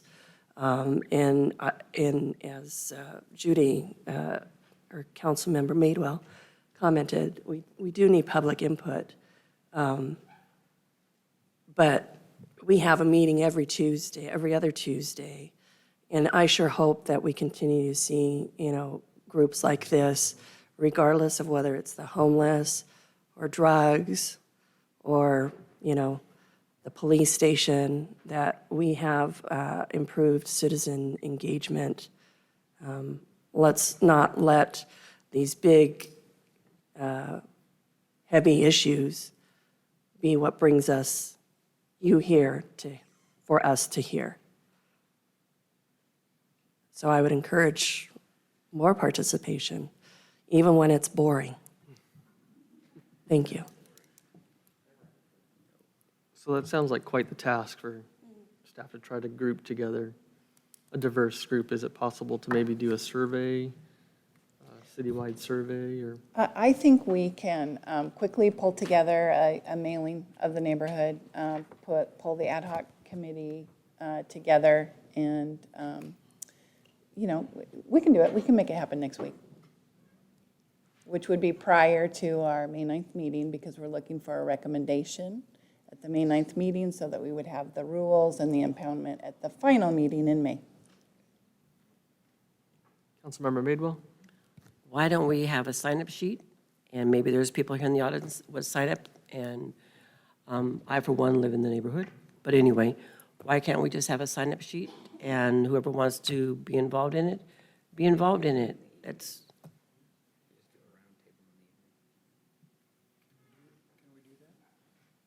Yeah, we could, Piece of paper on the table. can I chime in? Maybe we just do it in an evening next week and have just a format like this, but we don't all have to be there, so then it's not a, Sure. Yep, that would work. okay. Yes, and Mark suggested also we still reach out to people, which I agree is prudent, so. So you're suggesting a homeless task force meeting here rather than upstairs? Yeah. Okay. Okay. Sounds good. Sure. So we'll the motion on the table is to bring sites forward in 2 weeks at our May 9th meeting. There was not a second in the 2 weeks. There wasn't, and it went back. I'll second it. Okay, we have a We're motion. moving forward. Okay, all right. To do what in this motion? I mean, it seems like we're just kind of put the whole thing on hold until after this meeting, no? Okay.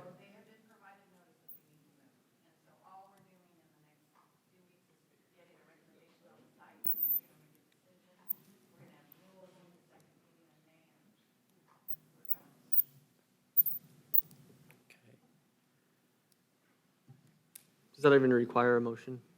Would we even need to vote on that? We have direction and I think consensus. We have a motion. Okay, well, we have a motion on the table. All those in favor? Aye. Aye. Aye.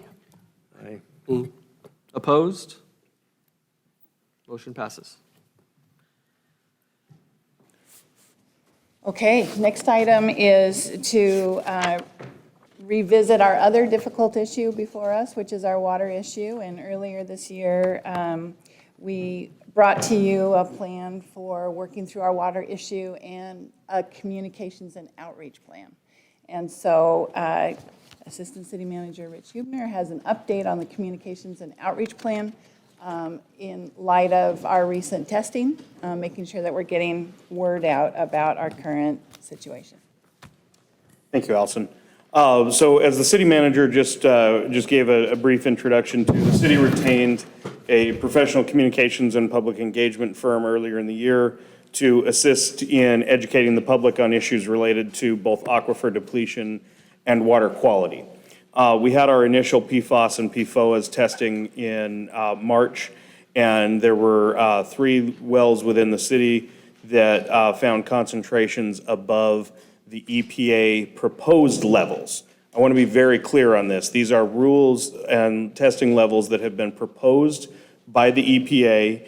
They are anticipated to be formally adopted later this year or early 2024. We are not currently, the results are not currently out of compliance with current state or EPA levels. We will be if these proposed rules are adopted within the next 12 months.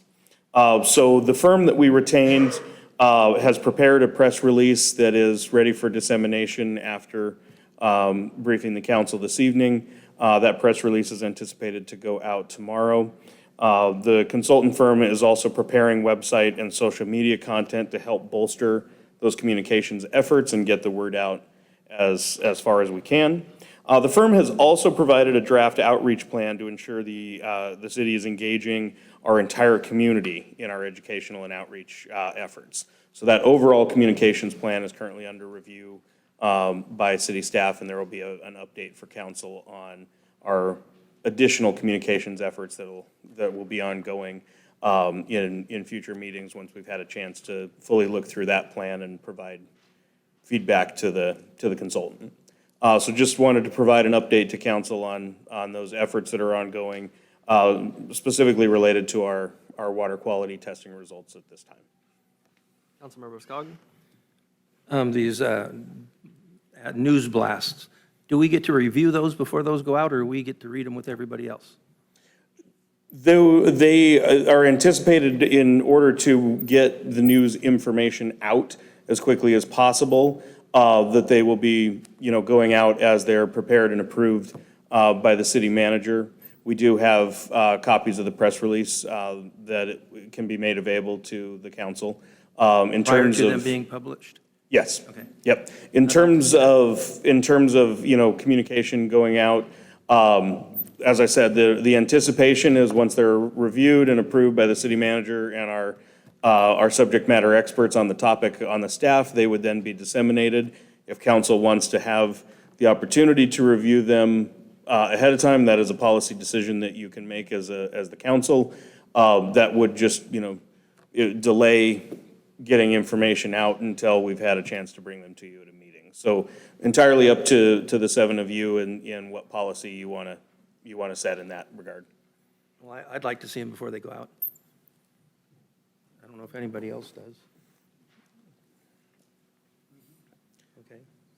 So we can email things to you as council members when they're ready. I'm sure I'm speaking for the city attorney when I say we would need you to be very diligent and conscious in how you respond to those emails so that you're not conducting a meeting outside of meeting times. So generally, from my previous jurisdiction, when we sent an email to all the council, we always included a nice reminder, please don't reply, all that type of thing. So in order to not delay the dissemination out to the public, we can certainly send things to the council members at your city emails and just say, get back to me in 24 hours, just as an example, something like that, if you have any feedback. So we can definitely give you the opportunity to look over them before they're posted and disseminated, but we would want to make that review time as quickly as possible so we're not delaying information getting out to the public.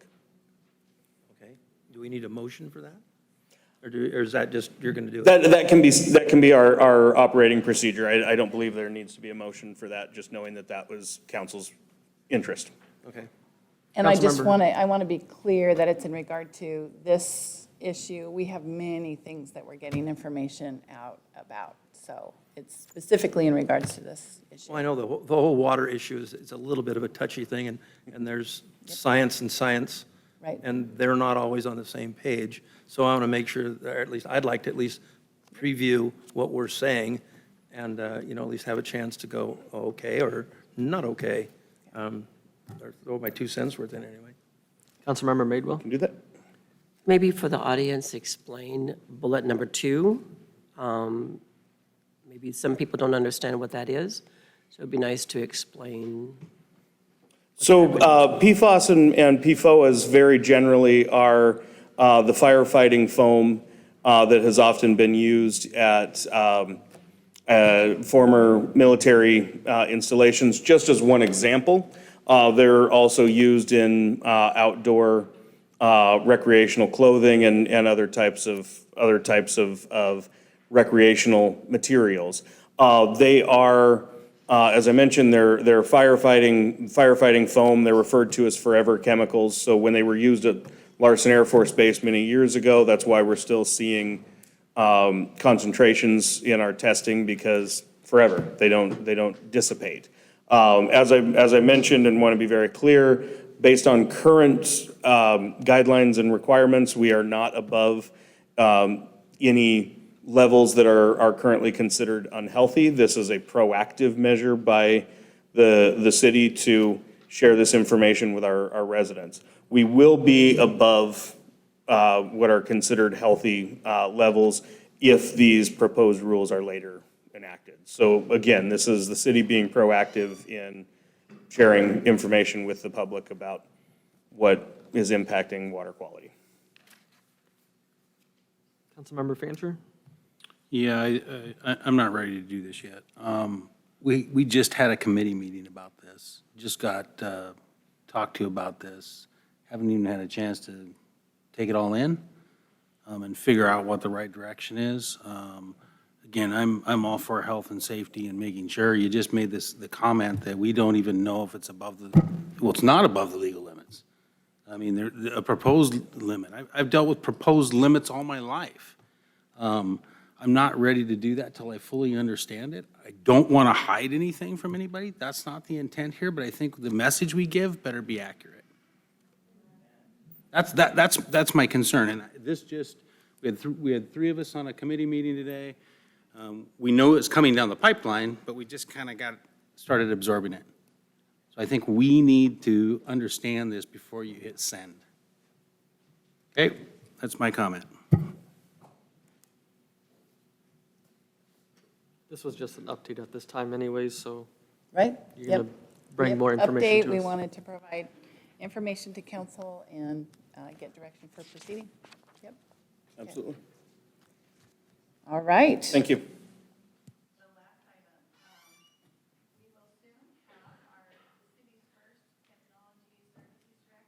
Your mic's off. We will soon have our city's first technology services director. In the growth of the city, all of our directors are very pleased to see the growth of this department. Everything that we do is touched by the technology services that we provide.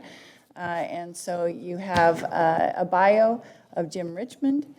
He has a broad background, has been through the interview process. Thank you to Councilmember Madewell and Mayor Myers for sitting in on the interview process. He, as you know, with cybersecurity, backgrounds are critical. So this particular leader went through a more extensive background, and we're pleased to welcome him on board May 8th. So just wanted to make you all aware. And that is it for the city manager's report. Thank you very much. Next item on the agenda is the consent agenda. All items are considered to be routine and will be enacted by one motion. We did remove item D to discuss under new business. Need a motion to approve the consent agenda? Thank you. Second. We have a motion and a second. All those in favor? Aye. Aye. Opposed? Motion passes. Old business, the stormwater code update, and I will ask Harold Cross, I believe is how you say your name, to speak before we get the presentation from staff. Mr. Mayor, just a note of order. So at the beginning of the meeting, it was requested to take the Umpqua banking. Yes. Okay. You got your question, okay. We'll discuss that under new business. Yep. Go ahead. Name and city of residence. Harold Cross, I'm with the Columbia Basin Conservation District. I'm also the chairman of the Moses Lake Watershed Council. I live in Soap Lake, Washington. So it's a pleasure to be here again with you tonight, and thank you, Mayor Myers, and a special thanks to Deputy Mayor Martinez. She is part of our Watershed Council, sits in on all of our meetings, and has provided some very good support and direction to our group. So I'll kind of change the meeting a little bit tonight and bring good news to what's happening with the Moses Lake Watershed and the work we've been doing. Been very busy over the last 3 or 4 years since we've met last to discuss our path forward with the lake. So right now, we're working to develop a comprehensive watershed lake management plan for the 1 million acre watershed that is part of Moses Lake. That watershed plan looks at all sources of potential pollution. It's the overarching document that looks at every aspect of the watershed, potential discharges into the lake, whether it's groundwater or surface waters. We're in the process of developing that plan right now, which was funded through the Bureau of Reclamation's Water Smart program. So we're very happy to move on with that. And of course, our goal is sustainable water quality for the lake.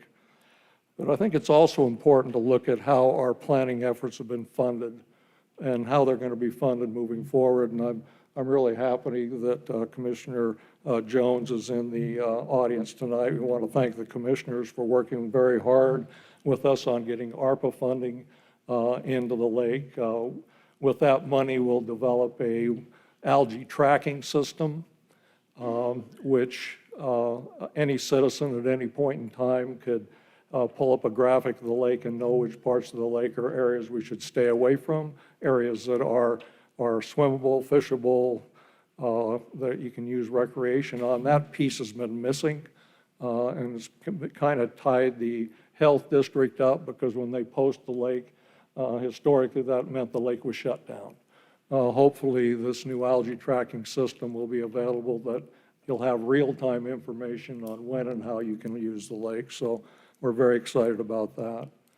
We're also receiving funding through the Department of Ecology to do more planning and more on-site work around the lake, and working closely with the city on looking at xeriscape landscaping and some other things for saving water, which we think is a very important thing given the area that we live in. Also, some really good news we've gotten the last couple of days is last year we had Representative Newhouse out to visit us, and he met with us at the Conservation District, and we kind of laid out a plan for how we wanted to move forward, and of course requesting funding. So initially we received right at $3.1 million that's sitting in committee in Washington, D.C. right now, that we think is going to be approved and coming our way. And since that first allocation, the Moses Lake Irrigation Reclamation District put in for another $4.8 million. That's also been approved and put on a high priority for Newhouse to get funded. So this money would be used to treat the lake itself. We know that the problem with the lake, the major problem, is phosphorus concentrations. We have a technology that can help with that. And so maybe a year from now, our hope is that we'll be out treating the lake in the next irrigation season. So that'll treat about 2/3 of the lake, all of the Rocky Ford Arm, and probably everything down past the city. And what that does is it basically treats the historic, or what we call the legacy load of phosphorus in the lake, over 50, 60, 70 years of sediment finding its way to the lake, heavily laden with phosphorus. We have to mitigate for that and get that taken care of. What this will do will buy us 6, 7, maybe up to 10 years after that treatment is applied. That leaves us room to treat the other issues. And those issues are things like stormwater runoff. We look at every source of water that's entering the lake to make sure that it's clean. And so stormwater runoff in the cities is an important piece of that puzzle. And we would incorporate that into our watershed plan and our lake management plan when approved, and how you guys decide on moving forward with that. But we're very much in support of some type of a stormwater management plan as part of our overall application. You know, these things don't happen without strong community support. And I just have to say that, you know, back 4 years ago when I first came and met with the council, we were met with a great deal of skepticism. You know, you've been talking about this for 15, 20 years, and we've seen very little activity. Well, I can tell you now, we're acting, and we're going to move on the lake, and we're going to see substantial differences in the lake in the near future. Through our collaboration and coordination with organizations and entities and agencies like the Bureau of Reclamation, we think we've brought about a change in how they manage their water and how much water is routed through the lake now than it was previously. And I think we can attribute the last 2 years of very clean water, where we didn't even have a posting till September or later, to that type of activity. That doesn't cost anything. All that does is takes people communicating with each other, sitting in a room working towards solutions. And if you get the right people in the room working toward the right solutions, you get results. And that's one thing we can point to right now. So having a very strong community that supports this activity has been very important to us. I know that every time that we've gone out for a grant or whatever, I pick up the phone, I call certain people, I have 10, 11, 12 letters of support within a day or two. That's really unheard of. But that's the type of community support and the type of people that are coming forward to help us with this effort. So the watershed supports all efforts that are working towards meeting our goal of clean lake that benefits the community, recreationists, and people that travel here to enjoy the lake and all that it offers. That's good for the economics of the community. That's good for the health and well-being of the community. And, you know, and it's good for the future of the lake and how we're moving forward. So we're here to support main thing tonight was to discuss the stormwater management and put our full support of that and anything technically we can bring to that to help that to be a success. You know, and that is also part of your comprehensive plan and other things you're working towards as well. So I am thankful for your support in the work that we're doing. We're at the very tip. When I had public meetings in here some time ago, we'd have a room with 100 people in it, and I said it will take us 20 years to get this job done. I stand by that. But look, that we're 4 years into this. We're working with a multi-million-dollar budget. We're treating the lake. We're getting the community behind the effort. And with that type of activity, we're going to be successful. We're going to have the lake to where we can swim, we can enjoy it, we can feel safe with our pets and animals, and that was our overall objective. So I would answer any questions, but that's just kind of a brief update on where we're at and where we're going as a council. And I'd always also make myself available in the council and the Conservation District for any efforts in your community to save water. We're pushing xeriscape landscaping. We're looking at every avenue we can as a voluntary program. Let's look at it, folks. We live in the middle of the desert. Growing green bluegrass using 13, 14 inches of water a year is not realistic. It is for the short term, but for the long term, I think we have to look for other solutions. And if my water bill hit my mailbox and said $500 because I was irrigating my lawn, I'd be looking someplace else to find a solution. And we're here to help you with that. So I'd answer any questions, but I can say the state of the Watershed Council is good and strong. I support your help. I appreciate your support. Allison has been outstanding and her staff working with us to find solutions. So we have the right people in the room, having the right discussions, making the right decisions for you. So thank you for your support. Councilmember Madewell?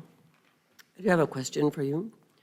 I do have a question for you. Yeah. So one of my big questions is on the east side of the fill when you're crossing, that great big huge, I'll just call it a big pile of mud. Do you have any idea of how to get rid of that? Getting rid of the 50 years of sediment that's come into the lake. You know, in my background, some of my engineering background, and friends that have worked for the Corps of Engineers and others in dredging projects, it ain't going to happen. Why? A couple of reasons. You know, I'm just going to tell it to you straight, and if you can come up with the money, you can. But for every acre of sediment we move out of the lake, I have to find 10 acres to put it. You can't put it back out on farmland again because of the phosphorus and the chemicals and the nutrients. If you find me 60,000 acres, we can dredge your lake. And along with that, get me a couple $2 billion. It's not cheap and it's not easy and it's really not practical. We live in a desert with a shallow lake, 7 to 15 feet deep, and that's what it will be. That doesn't mean we can't find some areas that we've talked about above the fill where we create a sediment pond of sorts there to trap any additional sediments that may coming into the lake. That's feasible. Small sections of the lake where you treat it. But we'd have to be very site-specific and very precise in where we want to do that type of activity. The other concern I have is stirring up all that sediment and bringing all that phosphorus back into solution in the water column when I just spent $10 million to keep it in place. That's counterproductive. It's a great idea, and if you're on the Mississippi River and you got to take boats up at dredge, but not in Moses Lake. So on the north side of the fill. Possible. I'm sorry? That's a possibility on the north side of the fill. Okay. That's where you're looking at that sediment pond. So is there a possibility of putting because that's where a lot of the that's where a lot of the Crab Creek. stuff sets. Yeah. So is there a possibility of putting I'll just call it a culvert or a pipe underneath there that creates that to flow? Because the water flow, as you know, the water flows around that big pile of sediment. So is there any way of putting a pipe in there? to move the water on the north end? I'm just asking. My quick answer to that is you throw enough money at anything, you can solve the problem. Whether it's realistic and practical and is a long-term solution, probably not.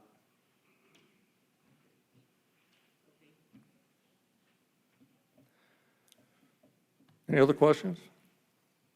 Probably not the thing you wanted to hear, but I'm being practical, you know, if you can get your citizens to come up with the money to do, we can make the lake anything you want it to be, but it's where when you get into that realm of practicality and feasibility and cost that we run into the big obstacles.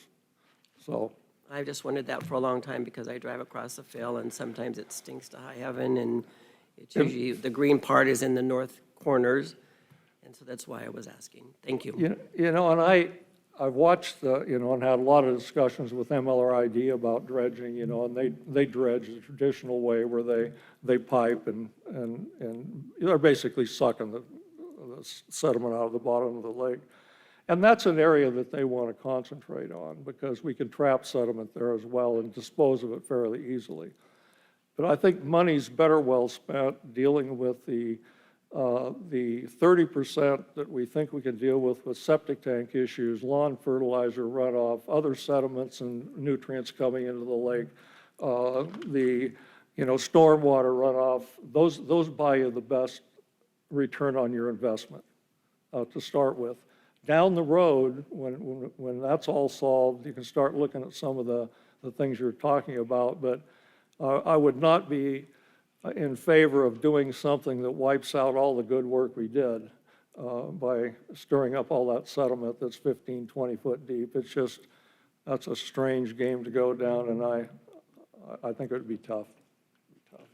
Yeah. Yep, thank you for the update. Anything else? I think we have a presentation from staff. Richard Law, this is your topic. So I'm going to turn the time over to Brad Mitchell, our Stormwater Program Manager, to talk about this issue.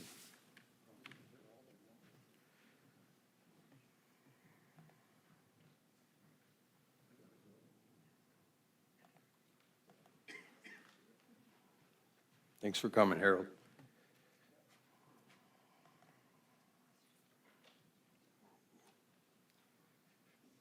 Get this fired up here.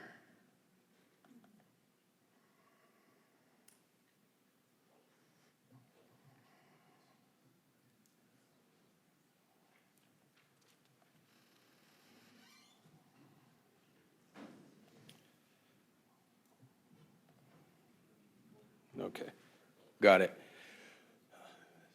So, Mr. Mayor, Deputy Mayor, council members, I wanted to present some supporting information for our proposed stormwater municipal code changes that I'd like to bring forward. I thought it'd be important first to start off and tell you a little bit about the program and some of the things that we do and the assets that we manage. So I'll start with stormwater. Stormwater is runoff during and following precipitation. That includes snow melt as well. Snow melt's a common factor that many engineers take into account when designing stormwater basins. It's not just the rainfall events that happened. The photo, I think everybody recognized that. That's Central Drive. Last year we had a 25-year storm event that has not happened in this area since 1976. So it was pretty catastrophic. These are some of our assets that we currently manage. The inlet is the big number. That is the number that ecology consistently looks at and requires us to maintain and inspect every 2 years, 2,331. Out of a 260-day work year, that puts us to about 4.5 to 5 catch basins that are inspected daily by city staff.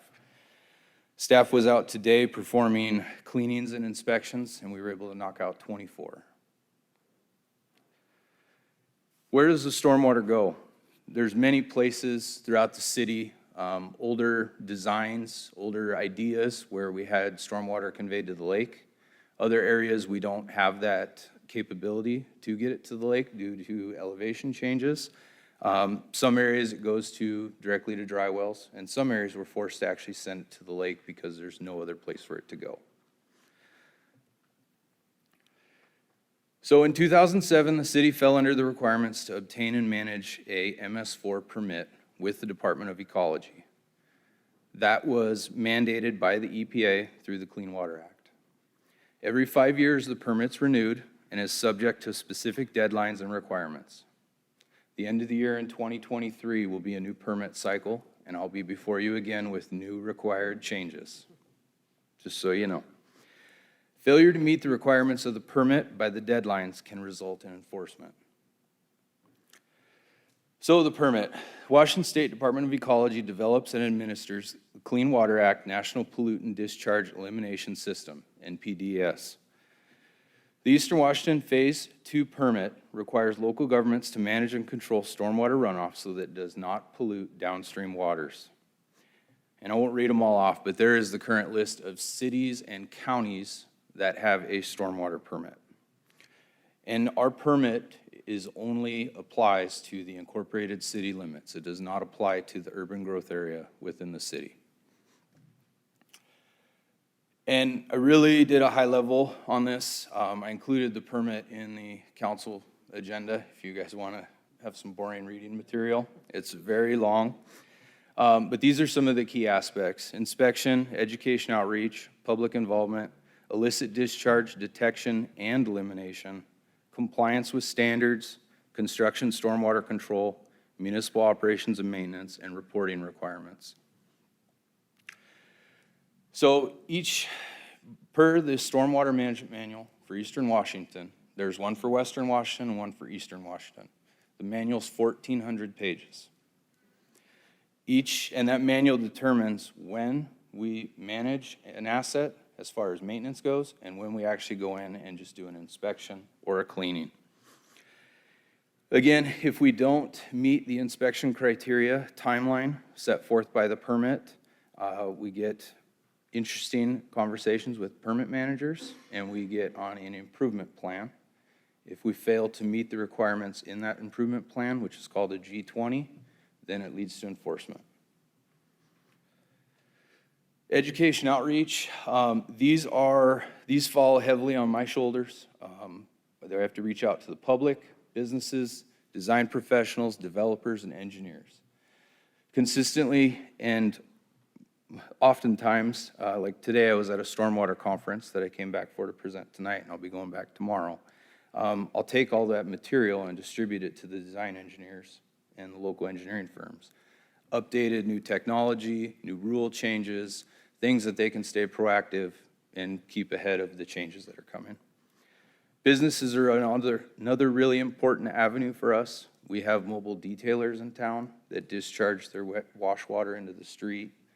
Landscapers, dumpster juice, alleys, public, school events. We have one coming up at Vanguard next week. I'll be doing a presentation there on bacteria with Chris Campbell, our wastewater manager, teaching the kids about bacteria in our stormwater and wastewater. So that's another thing. That also includes the fair, where we have a booth set up to talk about spill prevention, education outreach, and illicit discharge. Public involvement is another requirement of the permit that requires me to post the annual report each year on our stormwater webpage, also to update our stormwater management program document on the webpage, and also provide opportunity for the public to comment. We offer surveys during the fair. Anytime the spill hotline can be called, you can voice your concerns. If you have ponding near your home, flooding, anything like that that's located in the street, you can call and let us know about it. The spill hotline is also something that is required to be promoted and advertised. So that goes out in social media, utility bills, and it's posted on our city website. The illicit discharge and elimination program is, like I say, very high level, but each permittee shall implement and enforce a program designed to prevent, detect, characterize, trace, and eliminate illicit connections and illicit discharges into the municipal separate storm sewer system. Per our municipal code, we do not allow illicit connections, which would be a private stormwater system, into the city's MS4. We keep them separate. Your stormwater has to stay on your originating property. There was a 4-hour-long conference today on it. We're very fortunate because there's a lot of municipalities that have private storm that drains into their MS4. They're required to inspect it yearly, and the business owner is required to hire a third-party consultant to do the inspection and then provide the city with the documentation. So we're very fortunate in that. And then compliance with standards, this talks about the RCW, which is the discharge of toxicants to the waters of the state of Washington. And that also, through the Department of Ecology, waters of the state are subterranean and surface waters. So they look at groundwater as well. And then construction, we need to make sure that contractors are keeping their construction activities from discharging into our MS4. BMPs, storm swaddles, silt fencing, some of the common things you see around construction sites. And then our 700-page municipal operations and maintenance guidebook. This book is designed and required, or it's required by Ecology, but it's designed where if all the stormwater staff in the city of Moses Lake were to fall off the face of the planet, someone could grab this manual and keep right on trucking to stay in compliance with the permit. It's required. Evergreen Storm H2O just actually completed our new 2023 document.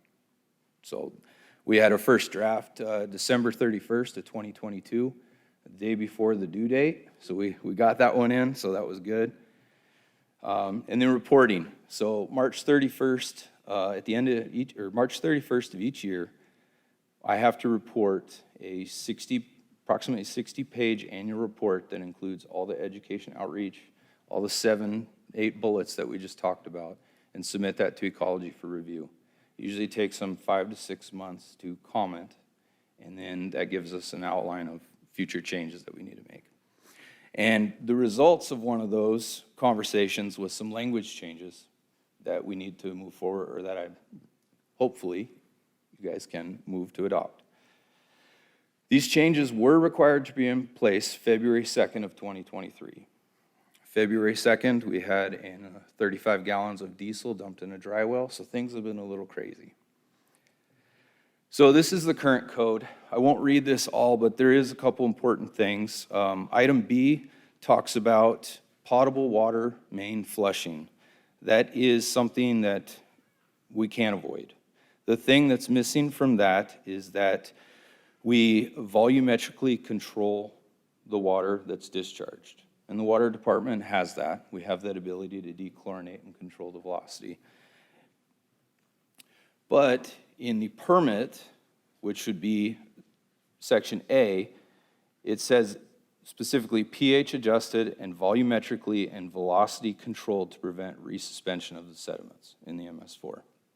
I'm going to back up too to talk about section C on swimming pool discharges. Swimming pool discharges are conditionally allowed as long as the person discharging gives us a call so we can check and make sure the pH is balanced. Oftentimes you'll see a garden hose in the gutter. That's bad, because sometimes it's from a hot tub that has hot water that shocks the fish when it reaches an outfall. Most of the pools in Moses Lake are located near a lake outfall. One of the other things that's required by the permit is street and sidewalk wash water, or water used to control dust, and routine external building washdown that does not use detergents. The permittee shall reduce these discharges at a minimum. So in that, there's some proposed code language, and I'm going to skip to this slide here. On January 10th of 2023, council adopted our community standards. And in those community standards, we removed the portion that talks about flushing the street at the conclusion of work. There was a site recently that we visited that used about 6 truckloads of water to flush the street prior to sweeping. All that potable water went in the dry wells. Not an efficient use of water. And then item B on there just includes the volumes and velocities controlled to prevent resuspension. Item C includes discharges shall be thermally controlled to prevent an increase in temperature of receiving water, and swimming pool, cleaning water, and filter backwash shall not be discharged to MS4. And then item D was street and sidewalk water from a potable supply. So we opted to remove that and move item E up to item D. And that would correlate and align with the community standard changes. So I'll pause there if anybody has any questions. No questions? Okay. Brad, you're a homeowner. Do you see anything in here that would affect the homeowners, just regular water activities? I mean, sometimes you see these big, huge things, and in the middle of it is, do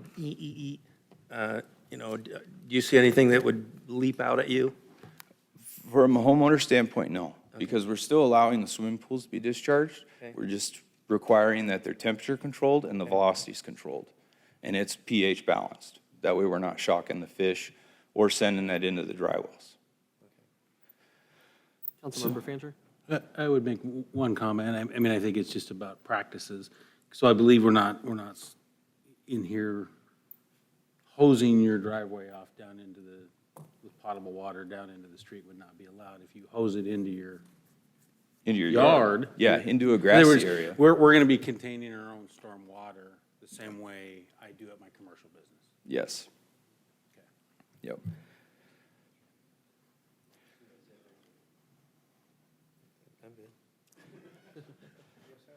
And I apologize for not being at the last meeting to discuss this. I wasn't feeling well. So in chapter 13:0140, I wanted to add a commonly used term that comes up in my development review, and that is BMP, best management practice. That way developers, when they get my comments, can fall back on the municipal code and read the definition, and it's codified. The next change in 13.220 adds silt, sediment, and gravel into the illicit discharge under the construction materials.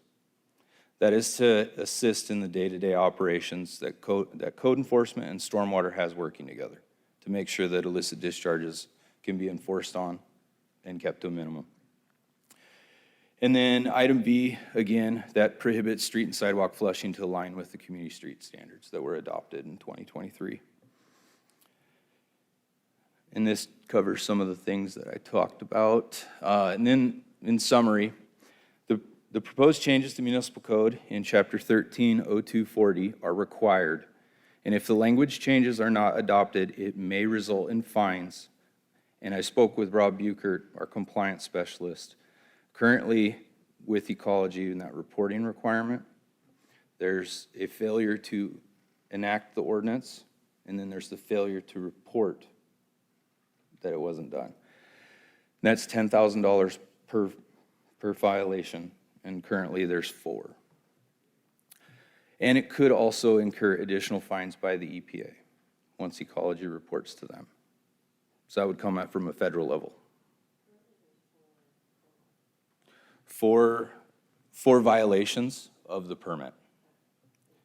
And I spoke with my permit manager today. We're working on this, so she's working with us. So, and then the remaining chapters in 13:0140 and 13:0220 add clarification for daily operations of the utility. So, and that's all I have, if there's any questions. Council members, if I may make a comment, I just wanted to give kudos to Brad Mitchell. He took over the stormwater program, and if I remember correctly, Brad, we were under a correction order for getting all of our inspections done. He put together a team.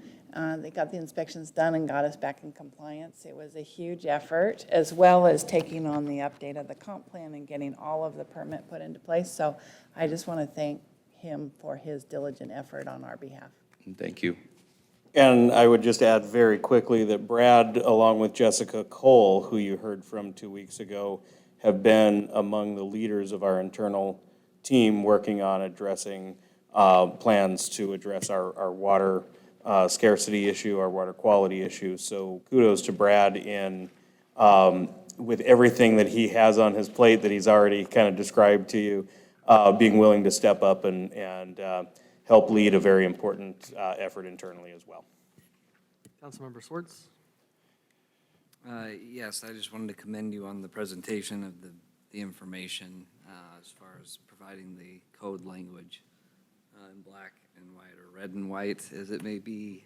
We've been asking for that as a council, so that was something that came up earlier today at our CMP meeting, and I just wanted to make that clear to you that that's very much appreciated. That level of clarity is what we desire. We like to think we're smart enough up here to be able to understand what the heck it is you guys do to a degree, so having that information at our disposal is very helpful. Well, I appreciate that, thank you. Can we make a motion on this? Okay, I would like to make a motion to adopt the ordinance. I don't have the number in front of me, as so eloquently presented by Brad. 3023, sir. Thank you, that one. I'm dyslexic, so I won't even try to repeat that. It's got some 3s and 2s in it, that one. I'll second. Any other discussion from council? Councilmember Fancher? I would just like to, oh, there you go. Just, you're fine, sit down. The other thing that I really like, besides the red line agreement, so that we could see those changes, is also from an experience standpoint. I appreciate you reaching out and communicating with the developers, and so it's not just here and trying to work with them, because it, as you know, new construction and stuff has its challenges. I don't think they want to be bad in nature, but sometimes they just have to be led down the right path. Sometimes you don't know what you don't know. Yep, thanks. Okay, we have a motion and a second on the table. All those in favor? Aye. Aye. Opposed? Motion passes.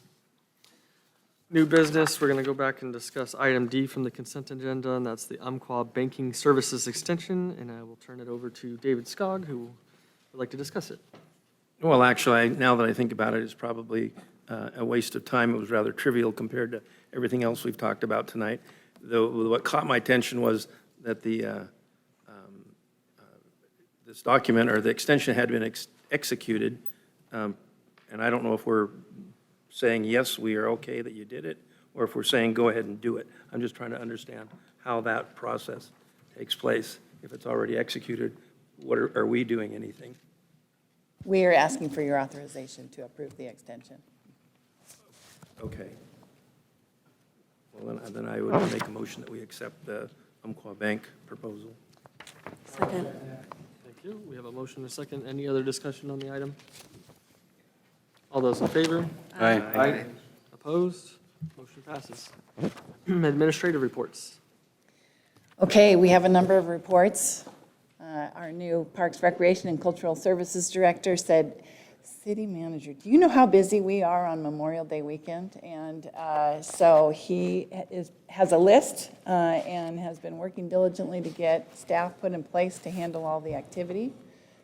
It's a pretty long list, so I'll go through it. We do have Springfest. I know most of you, or all of you, are familiar with that, but they run it, but we have to coordinate with them. So this does require staff time, staff energy. They're starting on Tuesday with setup before Memorial Day weekend. So we start on Tuesday with setup. Thursday to Sunday, they have events. The biggest ones they've got concerts on Friday and Sunday night. Got some good names coming in. They got Montel Jordan and Tone Loc on Friday. And Sunday night will be Vanilla Ice. Ice Baby. So then moving to Saturday. They do have a fun run in the morning. They're bringing back the fun run, so that's happening. That requires police presence for us at some corners, and we charge them for that, but that is part of the process. There is also the farmers market going on in McCosh Park from, I believe, 7:30 to 1 p.m. There is a car show on Saturday, 6 a.m. to 3 p.m. That's on 3rd Street from Gumwood to Dogwood. And we'll have a 3-on-3 tournament of basketball on the tennis courts. What else have we got? That evening, Saturday afternoon, we have the parade from 3rd to Balsam to 4th and then back to McCosh. And that's just That's just SpringFest. Additionally, our museum staff, they will be having a booth at the farmers market during SpringFest, so staff will be there from the museum at the farmers market. They're also running a class on Saturday from 9:30 to 12:30, and the museum will be open from 10 a.m. to 4 p.m. that day. At Larson, we will be open for roller skating at the ice rink. Yes, we did take the ice out first. So there will be roller skating. Friday, they'll be closed, but on Saturday, they will have special Memorial Day weekend hours from 11:30 a.m. to 1 p.m., and then from 1:30 to 3 p.m. On Sunday, they'll also be open from 1:30 to 3 p.m. Additionally, we have a softball tournament. 24 teams will be using both Larson and Lozier fields. And then on top of that, on the BMX track behind Larson Community Center, Recreation Center, we will be having I believe it's a state qualifier for state championships, and there will be approximately 1,400 people coming to that site.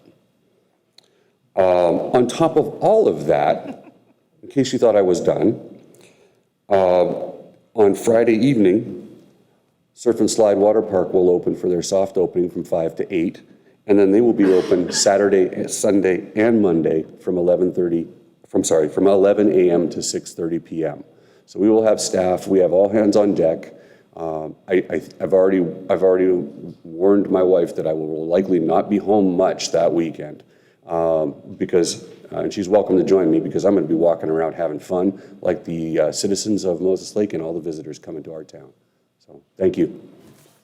I did, during the Touch a Truck event, I ran into the president of the SpringFest committee, and he did a preliminary check with the hotels to see how they were doing. And from his report, I don't know how deep he went in, but he said pretty much all hotels are already booked for that weekend. And people are now looking at Quincy, Freda, and surrounding areas to get hotels to come to our events. So if anybody wants to open a hotel, it's a good market. After hearing that list, don't be surprised if you see a request from Doug to change his title to Director of Fun.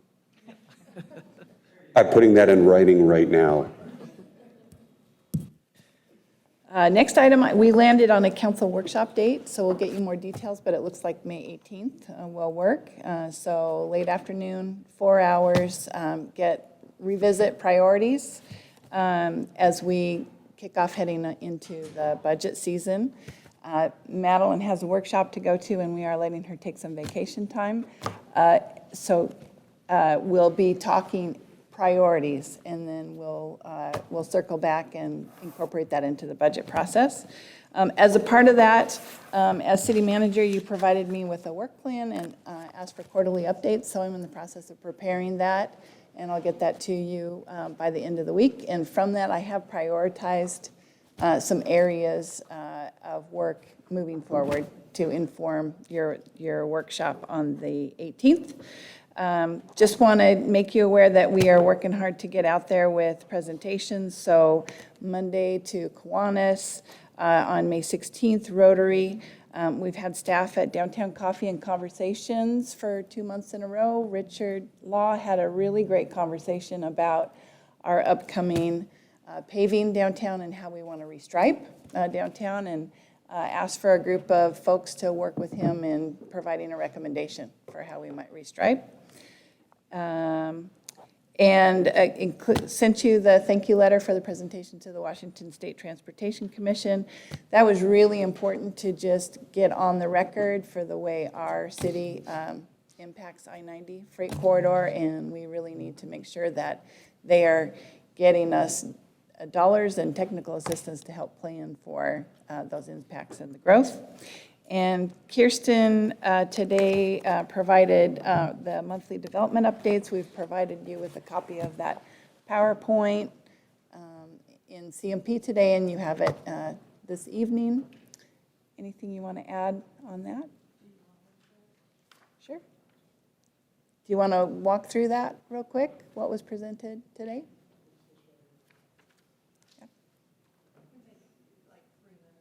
Okay.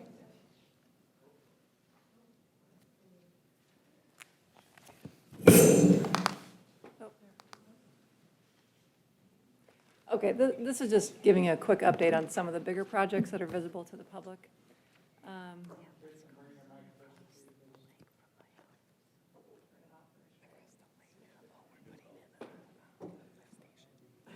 Okay, I'm just going to share 5 project updates, some of the more visible ones. This first one is called Sand Hill Place. It's a subdivision proposed at the intersection of Hanson Road and Frontage Road. So it's a pretty visible one, and it's 174 lots. They're proposing to move it forward in 5 phases.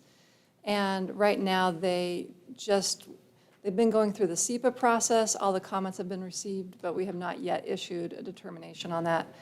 But obviously, it's going to include a lot of improvements, infrastructure improvements at that intersection.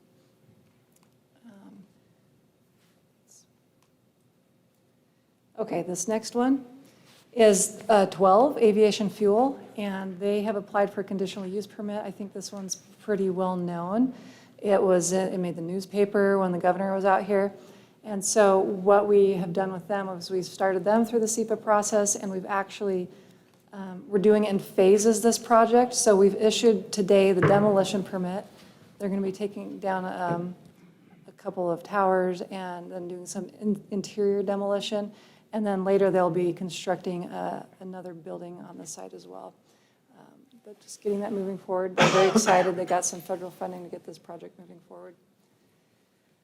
This is another subdivision. It's CAD Homes Knowles Vista, final major subdivision. It's 27 single-family lots. It's an infill lot, and it's going to provide connectivity from Pine Drive to Washington Street. And those lots are your typical ones. They range in size from 7,500 to 12,000 square feet. Wow, goodness.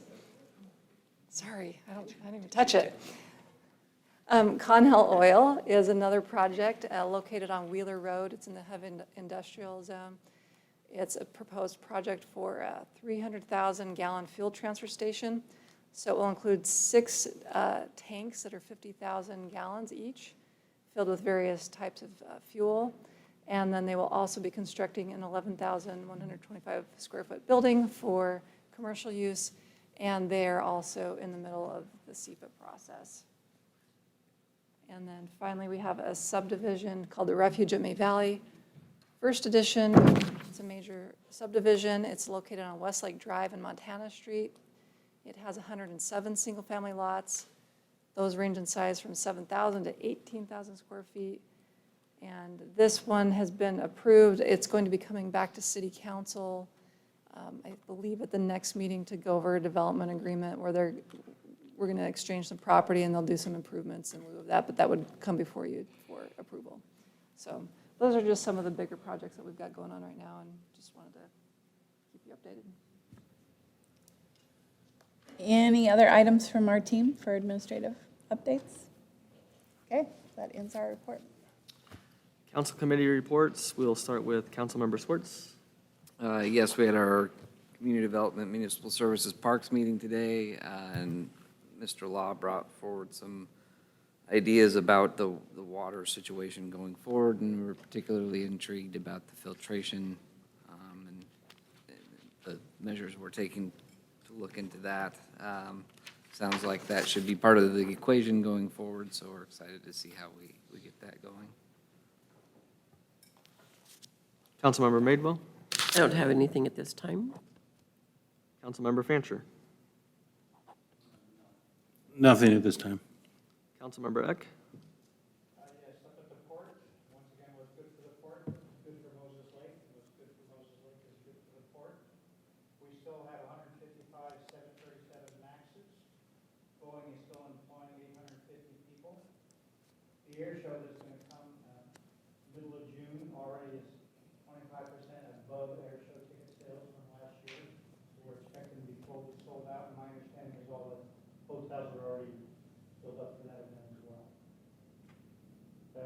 Stokes, who is doing the new jet engine test stand out there, they're going to be testing that, so we'll get the word out sometime in the next month. And it makes a lot of noise and a lot of fun for us aviators and those electric hear good sound. So Stokes is moving forward, and they're also designing a new engine as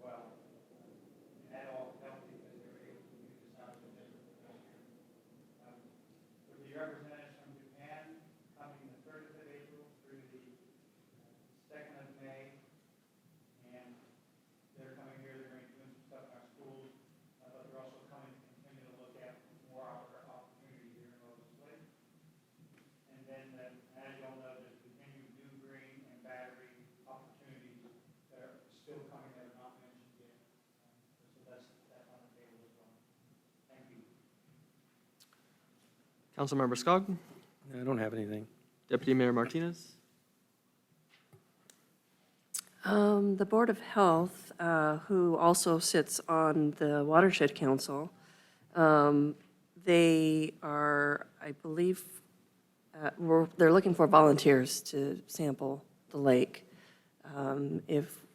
If there are enough volunteers, then we can start a program that will help us to survey the lake for the blue-green algae. You can probably find information on that on their website, on the Grant County Board of Health website, and probably on the Conservation, Columbia Basin Conservation District website. Okay. Yeah. I mean, clearly, we all want a healthy lake, and we don't want to have to not get to boat on it. So this is where volunteers have an opportunity to help us there. And then the Watershed Council, and it's unfortunate that Brad left, because I wanted to mention him. As city staff, he's the city staff member that sits on the Watershed Council. And I'm just impressed by his knowledge with everything having to do with stormwater and water, and helping the Watershed Council and all of its partners to make sure that we have a healthy lake. And, beyond being impressed by our own city staff employee, that group of that's part of the watershed, that makes up the Watershed Council. I'm always in awe when I listen in, because clearly there's a lot that I may not understand, but they really have a good group of interested parties that are really working for our benefit. And it's an example of how I would hope that other coordination could happen. There's nothing political. Everybody gets to talk and share what is important to them, and somehow we find common ground to hopefully meet our goals. I will say that some of the stuff that Watershed Council and Columbia Basin Conservation District is doing to benefit Moses Lake and with our water issues is that they'll be holding, let me get it here, a Desert Lawns and Landscape Seminar May 6th out at the Larson Rec Center. And there was actually an ecosystem workshop or conference last weekend as well. So this group is not only thinking about the health of the lake, but they're also helping us with water conservation. So I appreciate their work. I have nothing further to add for this meeting. Next regular council meeting is May 9th at 6:30, unless we have a study session of some sort. We do have a work session on water, so we'd like to start at 5:30 if we could. Water study session at 5:30, May 9th. This meeting is now adjourned.